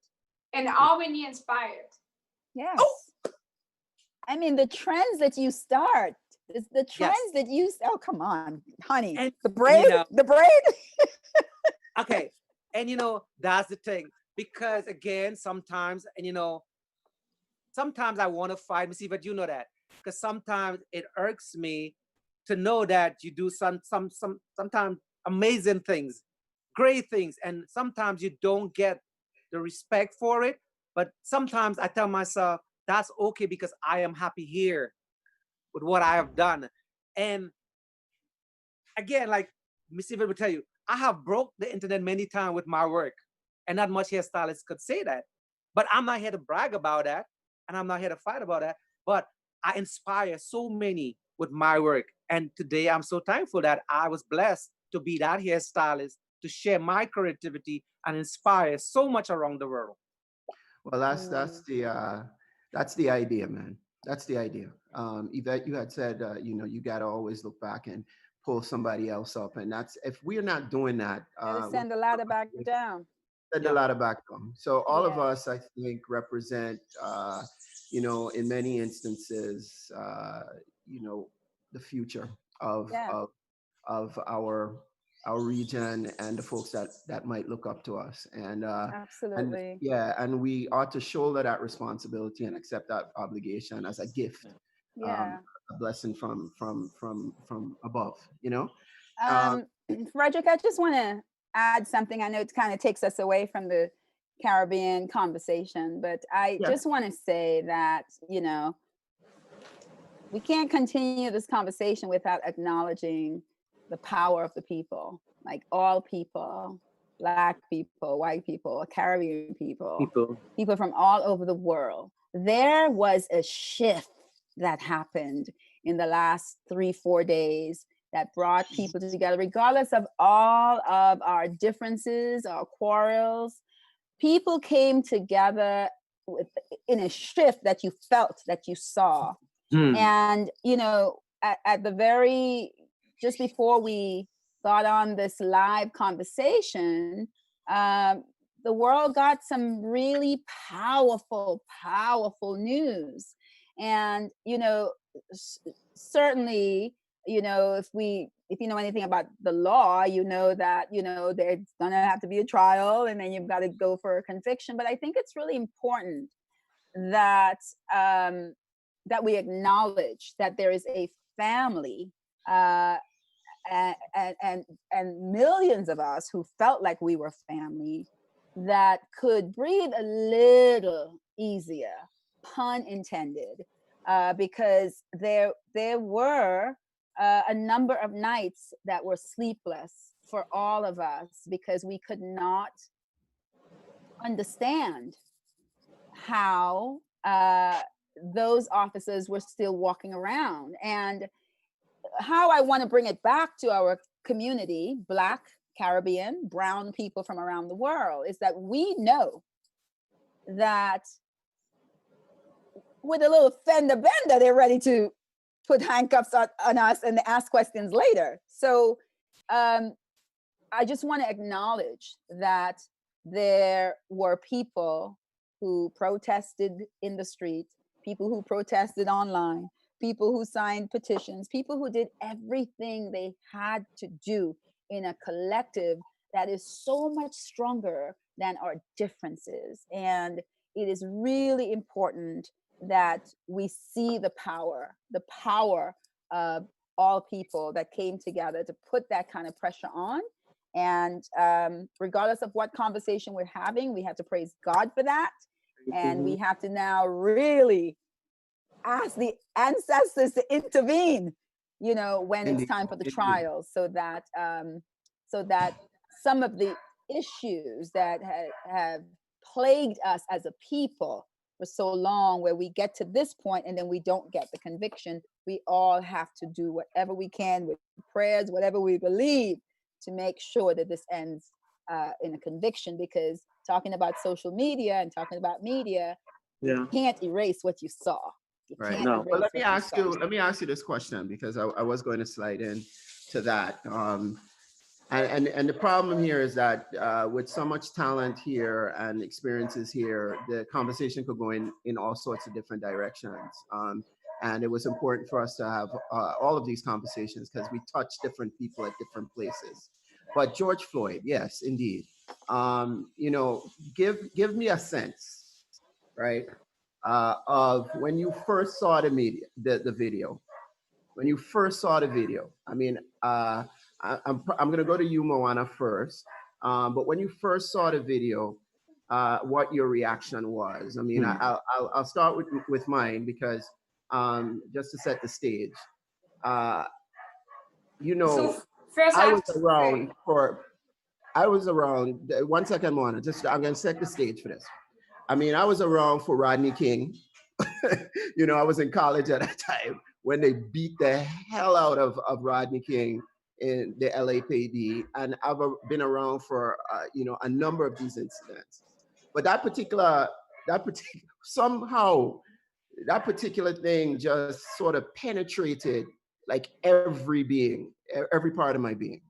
I don't know if it was the 8 minutes that his foot, his knee was on the 8 minutes neck. and 46 seconds. 6 seconds. I don't know if it was 8:46.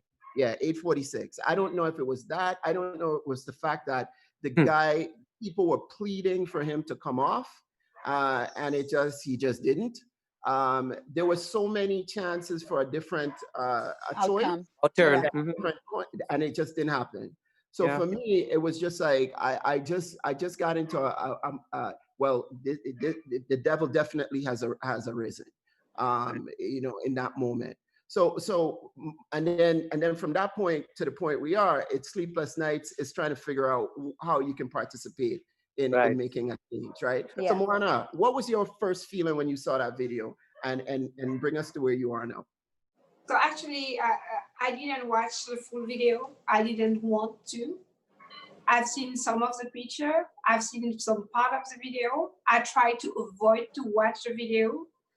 I'm trying to preserve myself because in my position, I'm exposed to this police brutality every day. And every day people are sending me videos and things that you cannot even imagine. So to try to preserve myself and to still have faith in our future, I try to not watch, but I'm making sure that we are telling the stories. And as well, and if you look at what we are doing, and we're trying to be a safe space. So we want to share who they were, like their life, and not the last moment of their life.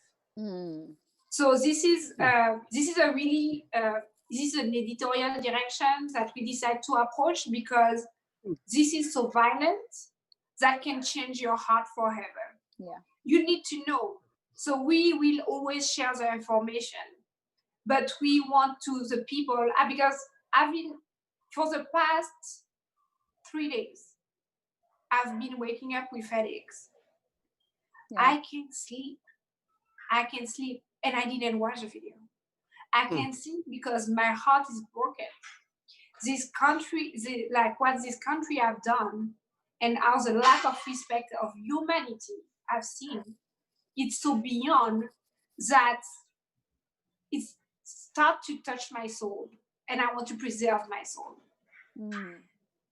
But I have to say, the impact of this video on the world was a wake-up call. I love to call it the spark, because now it's not only anymore about George Floyd. People are open-minded about this condition. Nobody wants to be Black in this country because they know that it's not fair for us. So George Floyd is a spark, a very difficult reality to face, but that the world has to see exactly what happened, because how many of them was not filmed? They were not filmed. Exactly. And even the unconscious racism. I'm so, I didn't put any statement. If you see on our social, I did take some time, because our everyday job is actually to share the stories. This is not something new for us. I don't feel that I need to make a statement, because the statement we are doing every day since 50 years. And all those brands making statements, but when we are coming for them and come to work with us, treating us like we are not good enough. This is a reality. We are not good enough for them. Even if we have way bigger numbers than any numbers that the people that they work with. Or to say that our people are not the right fit for their brand. Now they're making statements. I will not play this game. Right. I will not play this game. So what happened will change the way that people have to treat us. And I really hope that it will not be another march like the Me Too and all the things. I want to see a real impact, because just putting statements on social media is not what's going to make a difference. Yeah. Well said. Yeah, well said. Absolutely well said. In fact, yesterday there was a Blackout Tuesday. And I was of two minds with that Blackout Tuesday. I'm going to tell you the truth. I just troubled me, because I immediately, when I found out that, or read it, I had an eyebrow raised. I believe protest comes in all kinds of different ways. You protest from your house and you can protest from the street, and both could be very effective. And you need protest in all kinds of different ways. So I'm a guy who believes in protest. But it was just a little strange to me, that we would black out, all the noise that we need to make, I want to jump in, because I think people, I think the message got lost there. Yeah. I think that the first thought of it was aimed at the music business, and it was to use a sort of symbol of the loudness of music, to not do what you normally do, and to tell the record business, pause here, because Black artists have really supported that community for so long. And if we go all the way back, they still haven't gotten their rightful share of the profits. somewhere in there, it got a little lost about the music business. And then it was like, okay, we need to block out. The idea about blacking out was to black out business as usual and do things that's going to move the needle, that was going to have your activism going, get together with your own people as opposed to Zoom calls with regular business, and figure out what happens after this. Now, the squares that everybody posted, they didn't listen to all the other messaging. Black Lives Matter is vital. And using their hashtag for let's pause was the worst thing possible that could happen. Because what happened when people started using the hashtag is it, with the algorithms, it pushed all of the important content for Black Lives Matter down. And it was starting to silence Black Lives Matter. I mean, I definitely put it on myself to DM people. I was telling them, take off Black Lives Matter. Don't do that. Because people weren't understanding what it was. My reasoning for doing my black squares yesterday, because I was active more than anybody I know from my house. I was doing too much yesterday. My squares were to fight for my son. It was dedicated to my son, because it took me back to on the eve of his 10th birthday, having to have the conversation with him that tomorrow when you go into double digits, there's a huge segment of this American country that's going to start seeing you as a Black man. You are tall, you're becoming that man, and they're going to treat you differently. You're no longer going to be that cute kid with a curly top. You're going to start growing out your hair.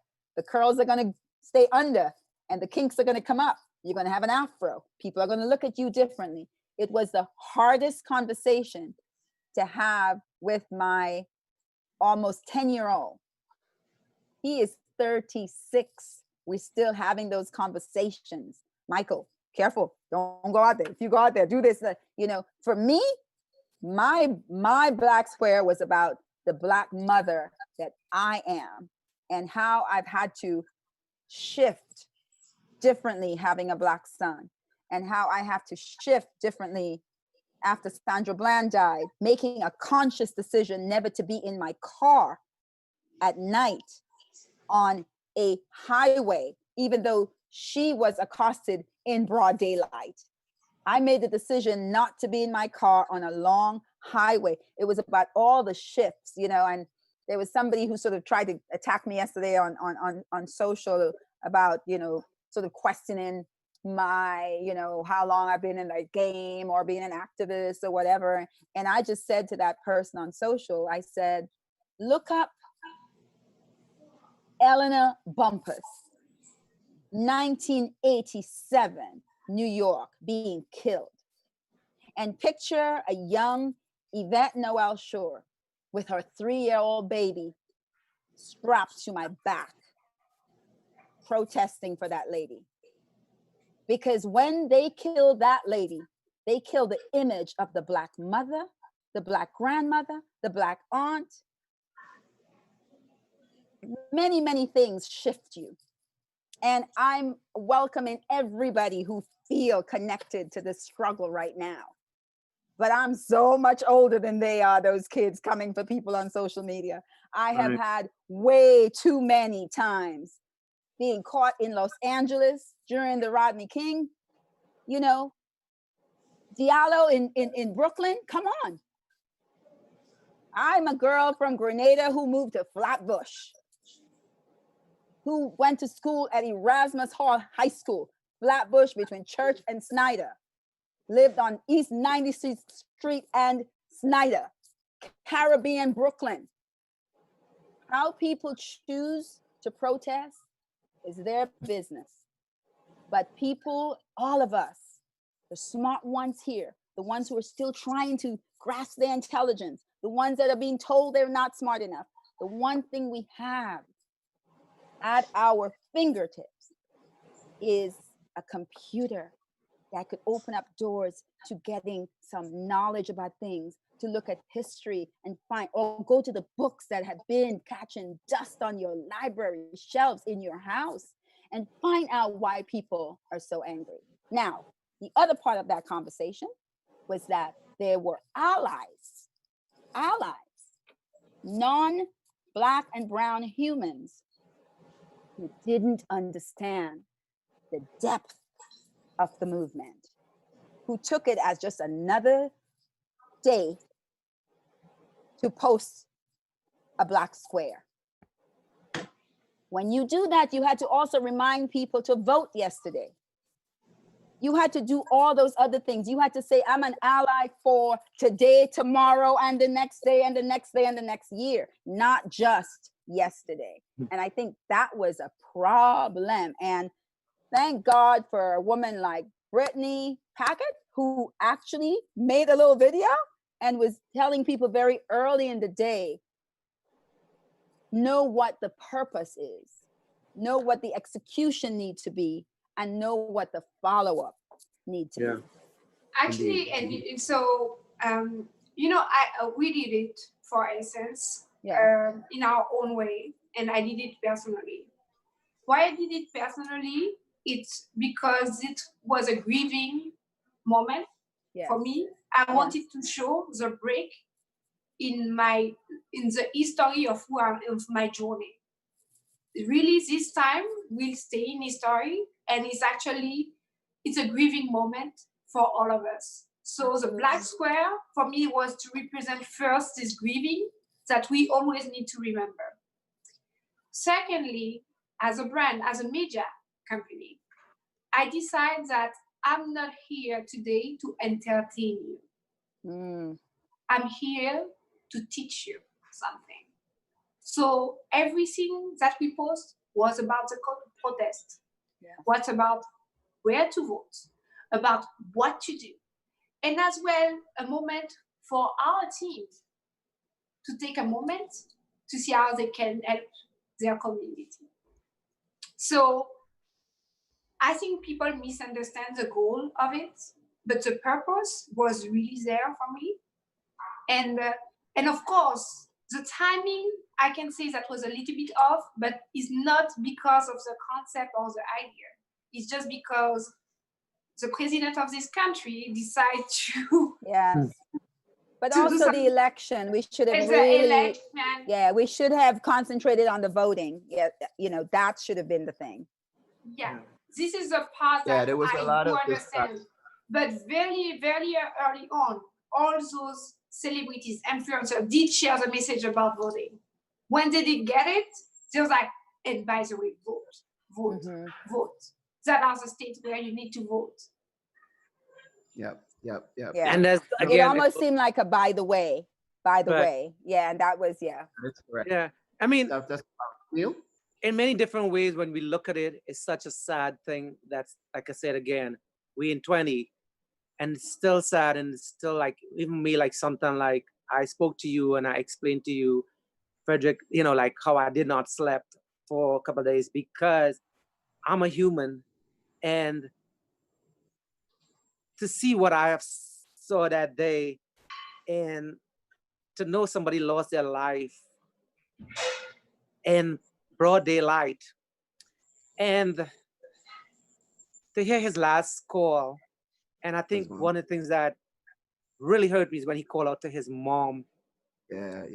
I don't have my mom, and I know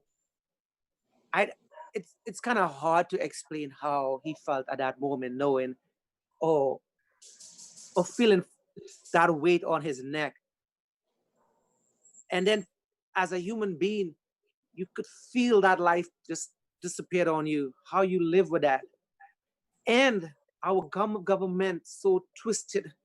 You could arrest someone for protesting tomorrow and charge them to 2 days after. It took you all 1 week to figure that out. Yeah, thousands of people arrested for protesting. The family of that person is hurting and crying. I mean, I don't understand when people will get it, when our governments, and it's sometimes you don't want to call the word when the lighter people realize what it is and how long it's going to take you to make that change.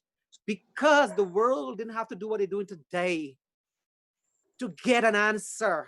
Yeah. But they did it. But the one weapon we all have is a vote. Yes. And that's the next thing we all have to get out there. It doesn't matter if the line is from here to another state. We got to go stand up and vote. Let me tell you something.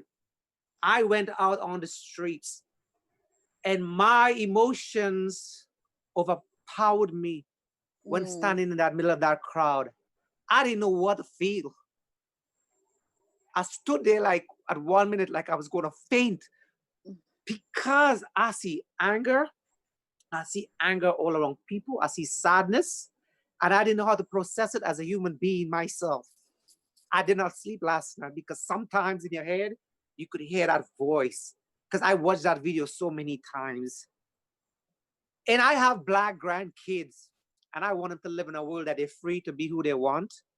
And to walk the street and feel comfortable. Because even me, as a person who drives sometimes, and I see a police car behind me, I feel so uneasy that sometimes when I see them, I start singing in my car to take away the nervousness. Yeah. And I try to focus on everything that is right to do because the uncomfortability that they put in me in this country.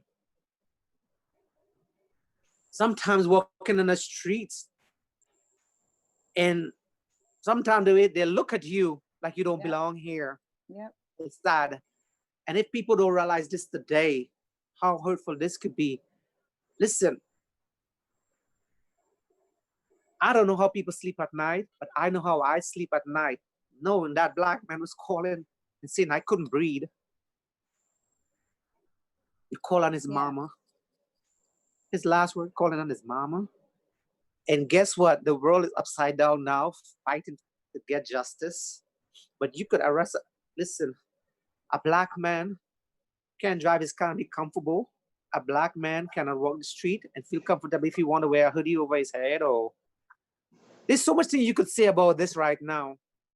And if we as a society don't recognize this is a major problem and we don't change, I don't know when we're going to change, but I don't want to see another Black man or Black human being being slaughtered, or murdered on the street like that.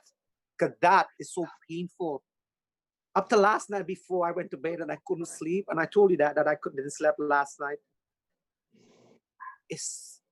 I don't know why I feel I have to keep watching this video. Don't stop. Stop. I didn't watch that video. No. 7 days I couldn't watch that video. I think I saw the end of that video when they were putting him on a stretcher. Like don't do it. Don't do it. And like I said again, listen to the family every day. Like listen to don't torture yourself. Don't do that. And you're right about that. But when you're a human being and to see things like that happening in this day and time. No, but listen to me, Neal, the repeated viewing of something that is that horrible is not good for your mental state. It is absolutely not good. I want you to look up online to find incredible photographs of Mr. Floyd. There's one of him in a beautiful tux. There's a video where he's telling young Black boys, don't get into gun violence. There are great photos of him. There were photos of him as a bodybuilder, like body for days. Like you gotta, even if you didn't know him, you need to build up in you the person that he was. The father of 2 daughters, had a fiance that he loved. He has a best friend that has been making the rounds on social media. They were buddies, like he loved him. Think about those positive things. Listen to what his brother Terrence has to say about him. Look at that video 100 times where his little baby girl, she's I think 5, saying, my dad changed the world. Fine. Wow. That's the best. Look at those things. Do not do that to yourself. I'm telling you. Do not do that. Let me jump in for 1 second. No, actually, go ahead. Go ahead, Neal. Let me let you finish that point. Go ahead. I know what you're saying. I do clearly understand what you're saying. And even like you said, when I opened my eyes around 11 o'clock, because like I said, I couldn't sleep and I fell asleep this morning, and I opened my eyes and I saw the little girl on the shoulder. That's the best friend. That's his Right. best friend. Yeah. It did feel powerful. And I took that in here because she was happy, you know, and she was smiling. My dad, oh, the things that came out of her mouth made me feel so good. And again, it's so sad that what's happening out there for us to be one is sad. Yeah. But we did it and it's happening. My biggest goal right now, my biggest dream is that these officers be charged and sent to jail and the family can move on and rest in peace. And I pray to God that they are, and they're gonna find guilty and end up in jail. Yeah. Well, see, you know, I have looked at that video over and over, and it has penetrated me in a very Why real are the way. men doing that to You know, themselves? as a well, no, I did it in a different way. I mean, I'm a lawyer, so I looked at every piece. I mean, when you are a lawyer and had Johnny Cochran as a mentor, you kind of look at that video in a very different way. That's true. So it affects me because I see myself in George Floyd, right? I've been stopped a million times by the police. I've been put up against I mean, I think every Black man got the story. I had my mother in the car. Black woman too. Black women too. Not they didn't put their hands on me, but they stopped me enough times. Yeah, man. Listen, when I was a young, you could, Black attorney and doing my thing and driving around, you know, thinking I was a hot shot. I mean, I got stopped constantly. In fact, when this happened, my mother called me and said to me, man, I remember when you used to get stopped like that. She was in the car one time with me. They put me up against the thing. They do all kinds of different things. They searched up. And so when I looked at that, I saw the foot on my neck. You know, I mean, I saw it very vividly. And I was just like, wow. And I felt it on my neck, you know. And then I started to examine it as a lawyer because I immediately went into the zone of like this. There, you know, you always have to have an investigation. A lot of people say, you know, well, what investigation? It's on the merits. Yeah, you got to have an investigation. You got to look to what happened before, what happened after. You know, I mean, all of these kinds of things. But on the examination of the evidence of the film itself, you know, I couldn't in any way look at that film and see anything other than what we call in the law premeditation and intent to kill, right? So there's different types, as we know, of murder. And that's why it had to be second degree and not first, because you can't prove that he came from his house and say, I'm going to go kill this man. Right. But what he did was he stood there long enough to kill him. The man, right? I believe that that's today. I believe it can be re-examined. And he was charged. They changed it today. Did he change it today to second degree? Yeah. Second degree, right? Yeah. And you have to have intent and premeditation, but 8 minutes, I think there's going to be an argument. 8:46. Do you know how many things you could do? 8:46. That's the point. You could push out a few babies. 8:46. And it's not just 8:46. It's 8:46 with encouragement to do something different. People in your face telling you to ease up. People like almost breaking down and resisting, like forcibly taking the guy off because they know if they did that, that would be a whole nother story. So you know, there was as you look at the video, there was enough time. There was enough time for that man to be alive. There was enough time for that man to be alive. And that's why I was going to go to the question of intent. But then there came a time when he was unconscious, which means that you felt it. You have to feel that. You're now taking all the oxygen from his brain. Absolutely. You have to feel that somebody. Absolutely. They told him. They didn't have to feel it, Neal. They told him. The people on the scene said, listen, the guy is unresponsive now. Right. And your knee was still on this man's neck. Even when the paramedics arrived, his foot was still, his knee was still. Listen, here's what I want to ask you, Frederick. This is what I want to ask you, and if you can't answer it, you don't have to answer it. But I'll do my best. So we all wanted charges. We wanted the charges upgrade for the first one. We wanted charges on the others. Okay. Now the next thing is to go to trial. But before you go to trial, you have to pick a jury, right? Yeah. Yep. A jury of your peers. Correct. But there are lots and lots and lots and lots of people who saw this. Whether like me, you saw like 30 seconds. And be in fear. Or like you that saw it over and over.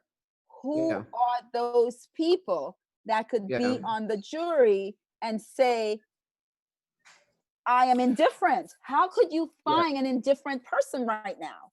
True. How? Well, that's going to, I will tell you that's going to be jury selection is going to be a very difficult process in this case because it isn't a local issue. It isn't a regional issue. It is not a national issue. It is an international issue.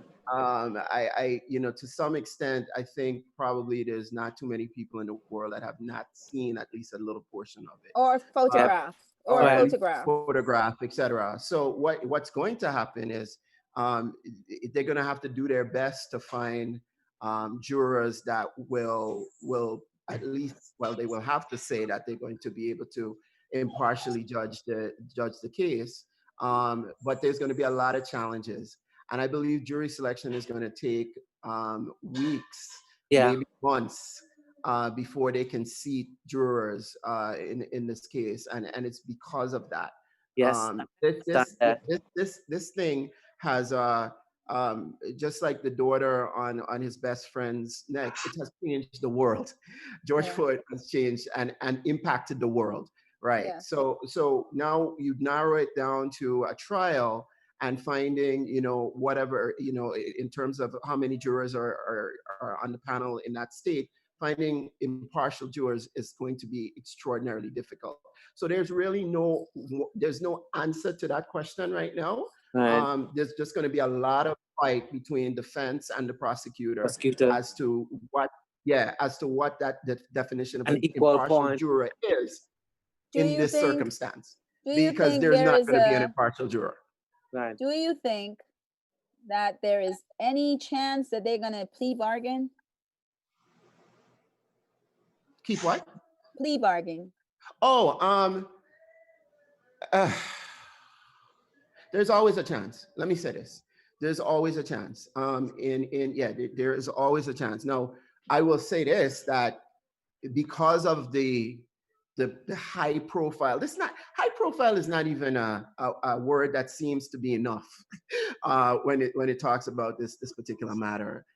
This is of international security, right? This is because there's now protests in New Zealand and even here in the Caribbean. There is a protest of the U.S. Embassy in Jamaica that's being planned. There's a protest, and the basis of that protest is that we are protesting at the U.S. Embassy because we are concerned about our family in the United States. I like that. Beautiful, eh? Mm-hmm. And I think there was a small protest here at the U.S. Embassy here in Trinidad as well. I'm not exactly sure. I'm getting the information right now. But the impact of this thing is not just national. It is international.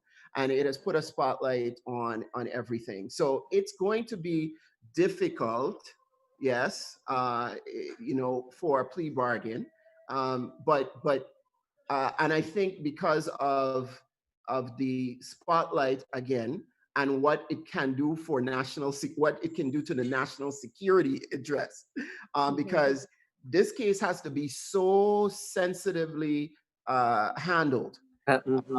Otherwise, we are really, really looking at.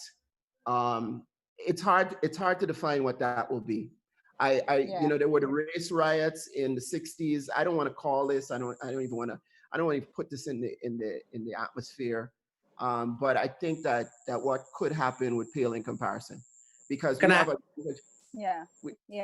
a younger generation too that reacts in a whole different way as well. Different way. Yeah. It's a whole different mindset. And it was difficult back then.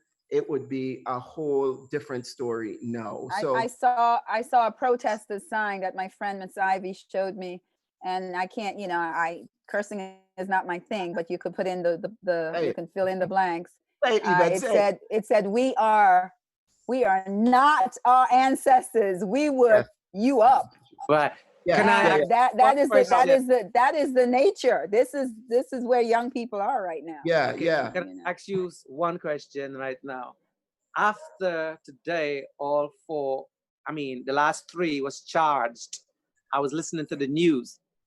Hallelujah. They were saying there's a possibility that they can walk free. Do you think it's a possible that they can walk free? It's America, honey. Well, yeah, the answer to that, Neal, is that there's a significant possibility. I'm not going to put that out in the air. They have to be charged. I'm not putting that out in the air. Second degree charge in Minneapolis is 40 years. After they were convicted today, I look at some of. You mean charged? Let me say this. Yeah. I'm sorry. Go ahead. I seen after they were charged today, I listened to some people speak today. Don't do that. Right. Don't do that. You put it out in the air that we are going to go for a conviction. But there's a bigger question here other than this, and other than Frederick, I don't think any one of us is a lawyer, so we're gonna wait and see what happens. But for me, it's about the dialogue from here and what kind of dialogue we have in our homes. And I absolutely want to ask Moana this question because she's the mom. Is it two you have or one?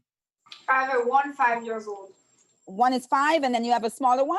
No, it's one, just 5. One, a 5-year-old. He's giving you an extra one. And, and it's a boy, yes? Something.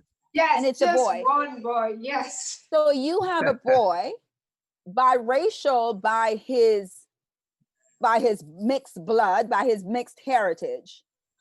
But this girl who also has biracial children and is like, I registered what you said very, very early in this conversation. Your son identifies himself as a Black child. Yeah. What are you telling him? What was the conversation? I told you what the conversation was with me and my son just before he turned 10. And it's the conversation we have now as the 36-year-old married man with a daughter. Right. What did he ask you anything? What did you say to your son? What can you say to your son? So first, with the pandemic that arrived, so we try to be a little bit aware of the city to create a separate role to protect our son from what happened. And we're not putting the new home like this is not exposed directly to what happened. Even if, like 2 days ago, he did find a little bag. He was like, oh, I can make a wish. And I was like, oh, what's your wish? He was like, I wish that the coronavirus will be gone.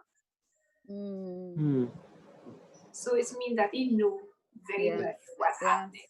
Yes. What's very interesting is my daily conversation, and I never realized that, are always about racial injustice. Because I work as a citizen, so every day I'm talking on the phone. So I'm always like, Black woman. And I was like, the last time I was like, yes, she's a Black woman. And I was like, oh. My husband is Chinese French. I'm Caribbean we have Indian blood as well in the family. My son is definitely a citizen of the world. When we arrived in the US at school and they asked, oh, are you African American? Are you Caucasian? Are you Hispanic? Are you other? And I'm like, it was like, he's like, I'm a UN child. I'm a global child. I'm every point. But why is defining himself as Black? It's because of his soul, the music that he listens, the food that he eats, is a family that he sees around us. He is from Martinique. He's born in Paris, in fact. But he said, like, I'm from Martinique. You're where from? I'm from Martinique. And I was like, because his soul, his culture is a Black culture. And this is why I want us to move away of this perception just about the skin, because what makes you who you are is actually the heart of your culture. Yeah. True. And I also believe mothers have mothers rule everything, including where our kids tend to lean. this is true. Absolutely. This is true. This is true. Yeah, What I'll say. But really, I this know is I'm a like. mama's boy, and I know Neal is one too. Yep. But I have to say, and in my soul, I did think about that. And this is where you know that this country and this society have a problem.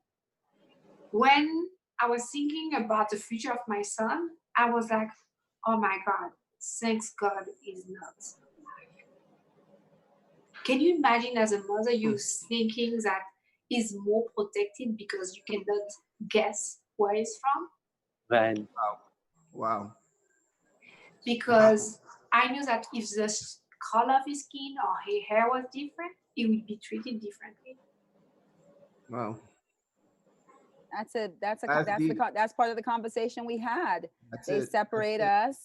We know. I always say, I know where you from. Yeah. As soon as I see you, I know you my people. But I know where I came from. Yeah, I mean, people separate us based on the shade, or the difference in the texture. And I will always remember, and you have few moments in your life that define your journey, right? And I was like in a dinner with a lot of my white friends, right? I don't make any difference. For me, everybody's just fine. It was like, oh yeah, but you're not black, right? Look at your face, your features. You're not black, really. And this moment, you're like, okay, something is wrong. Wow. What do you mean that I'm not black because of my features? And this is this unconscious racism that we need to fix. Yeah. So it's why it's beyond. It's beyond, and the conversation have to be beyond George Floyd. George Floyd is a spark, but the conversation is about the Karens, right? That can think that she can call the police and fake like she's been like on Central Park. It's about and all of the unconscious biases and the little jokes people make and all of those things that's ingrained in this culture. Right. That and they just get like away with. Just like Mona just said, because you always have to keep explaining who you are. Your face too sharp, you're not black enough. It's like listen, I don't know, it's funny in my head, so I don't know if you'll find it funny, but years and years ago I was a magazine editor, a little magazine called Black Beat Magazine, and we were down on Lexington and 37th Street, and I got into the elevator, and I was in the elevator first, and it was about to close, and then when somebody hits it and then it opens back up. So a white lady came in, and all right, all good. But she just came in and turned around. So I don't even think she saw me. And then like 3 seconds or so, the elevator door closed. I guess she realized there was somebody in the elevator, and she turned around to the side, saw me, pulled her bag like really, really close to her body, like her bag, right? In that second, I was like, she's gonna win or I'm gonna win. So what do you think I did? I started screaming, oh my God, are you gonna hurt me? Are you gonna hurt me? Wow. It was like, why would I hurt you? I said, oh, really? You see? Like, these are the kinds of things that happen to Black and brown people every single day. Every single day. Every single day. Indeed. In fact, I mean, and we're you asked me, Yvette, how long the live was going to be, because you knew what was going to happen, and I knew too. Yes. And I think that these conversations have to go on exactly like this. We have to sit and talk like we are at the dinner table. And get it out, and don't feel like we need to stop, right? And so we have been on for about 2.5 hours. Oh wow! And have we? Oh my goodness! Can you believe that? Wow. Can you believe that? Yeah. No. And there's a part of me that didn't want to even say that. I At didn't some want to point, some of us inform have, you you of know, we that. got to cook and we got to eat. Yeah. At some point, Yes. you know, we all got to do some other things, right? Yeah. But I want you guys to commit to not making this the last one, right? Because there are so many topics, and I know that there are a lot of folks out there that have spent time with us here and are just, and we didn't take a lot of questions any really. And yeah, and I want us to commit to each other. All right. I am going to do my very best. That's my commitment to keep us together. Okay. Oh, that's great. As far as That's I'm awesome. concerned, you know, we are brothers and sisters on different levels right here. Yeah. Okay. So when I call on you and you call on me, I'm going to be there. When do like, I say no? Come on, stop. Okay. All right. So my point is here, we are going to have to close. Yes. But the commitment I want is that we at the appropriate time we resume. Okay. Yeah. All right. So now for I believe, and we're gonna wrap in this way. I if you would allow me to. Yeah. You know, I do believe that a big part of our emerging from the predicament that we find ourselves in as Black people has a lot to do with economics. You know, I heard Dr. Claude Anderson give a speech, you know, and he talks about the fact that we're never going to be respected unless we build our institutions, you know, and that's a Garvey principle that I believe in as well.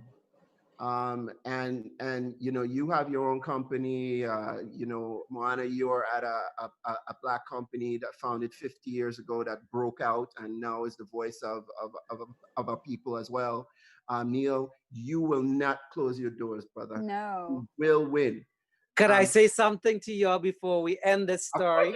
Say something. My landlord is Bajan, and he's a Black man. And me and Miss Yvette had this conversation, and you and I had this conversation. But Mona, I was telling them, within the past 3 months, I was soul searching. And in this time in quarantine, I had so much time to soul search. And yes, like everybody else who's trying to close down or closing down right now because of what happened recently, I was one of them, going to close down my salon. And like I said, I had some crying nights because I did not. And I didn't know how to survive through this because it was so difficult for me to do it. I did not know how to call my landlord, Peter West, and say, hey, I can't because I can't pay you all this money.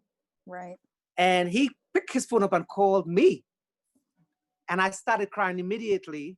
And he's like, what's wrong? And I started explaining to him, I know you're a businessman and you're an owner and you have your bills.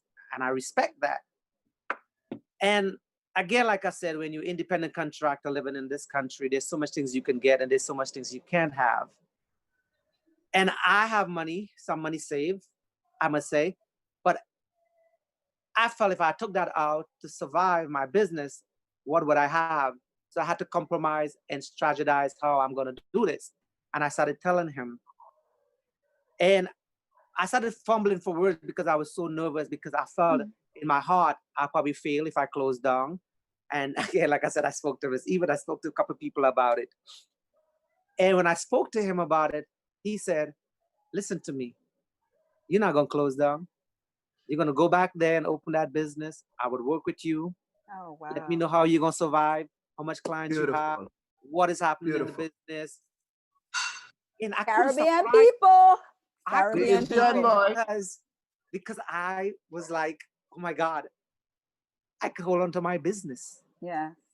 And it felt so good to know that I'm not going to close my business down and I'm going to fight harder to save it. I know it's going to be some struggling days, like I said, like all of us, because of what happened, but I'm not going to give up. So I am thankful to have my business going to be running as soon as we could go back on that streets. So that's part of my Caribbean dream.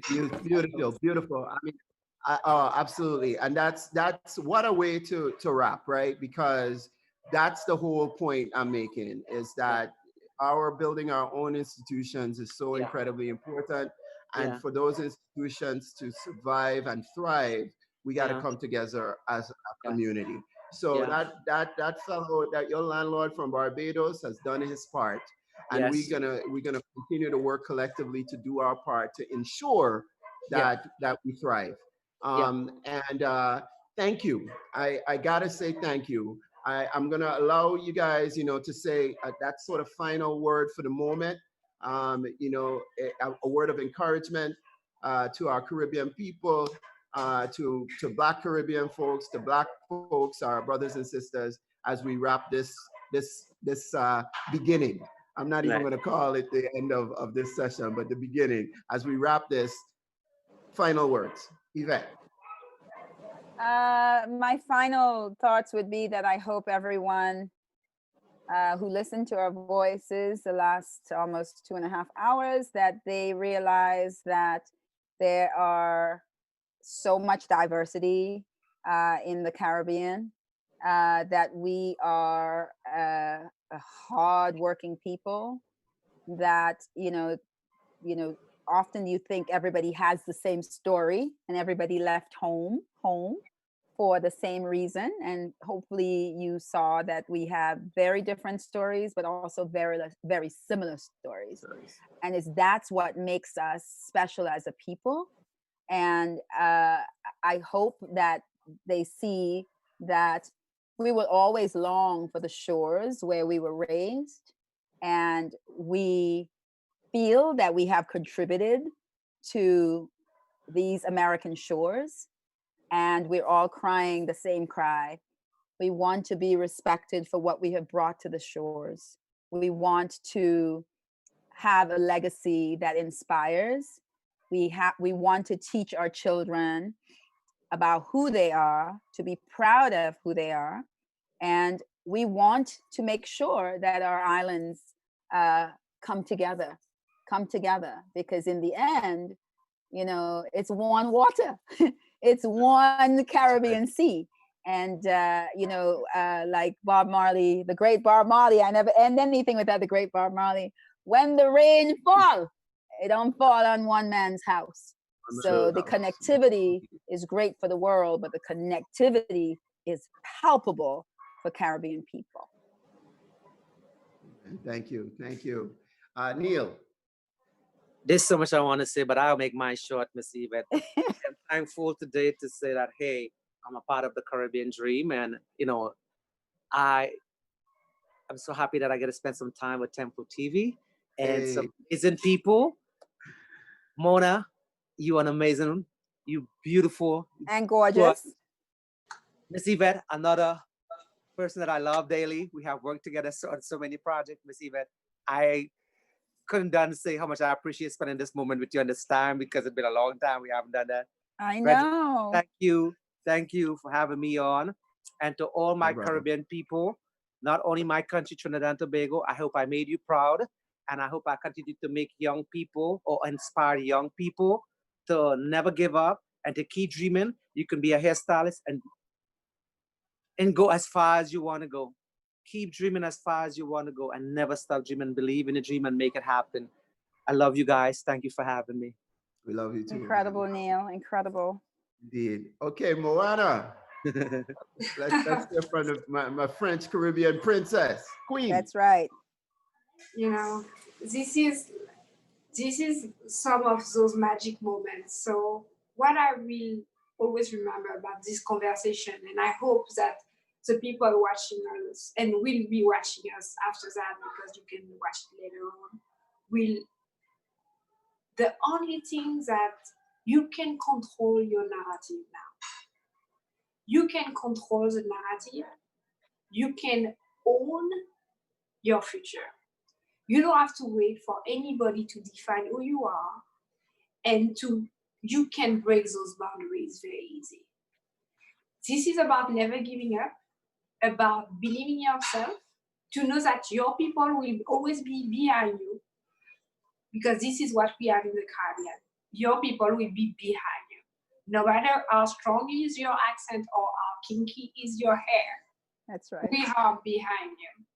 We just need to be there and support and educate our people about, no matter this journey. Look at, we have all of us. We have a different journey. We have days that are good, days that are less, but we did never give up, and we continue to bring together our islands to this journey.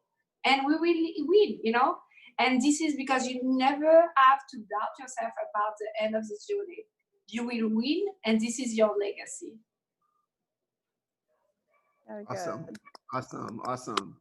Awesome. Well, this has been amazing. Yeah, let's get a little round of applause. It has been tremendous. Yes, indeed.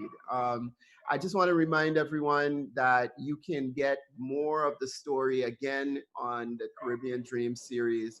You just got to download the app, and it's right there. You'll hear from Yvette in a very special way, Neal in a very special way, and of course Moana in a very special way. And I thank you all again from the bottom of my heart. Thank you for never giving up on us. No, never. You can count on that. Count on me. So thank you. You guys have a very pleasant night. Thank you everyone for joining us on this. Wow. Watch out, Caribbean Dream. Thank you so much. Have a great night, everyone. You as well. Continue to stay healthy. Yes. Indeed.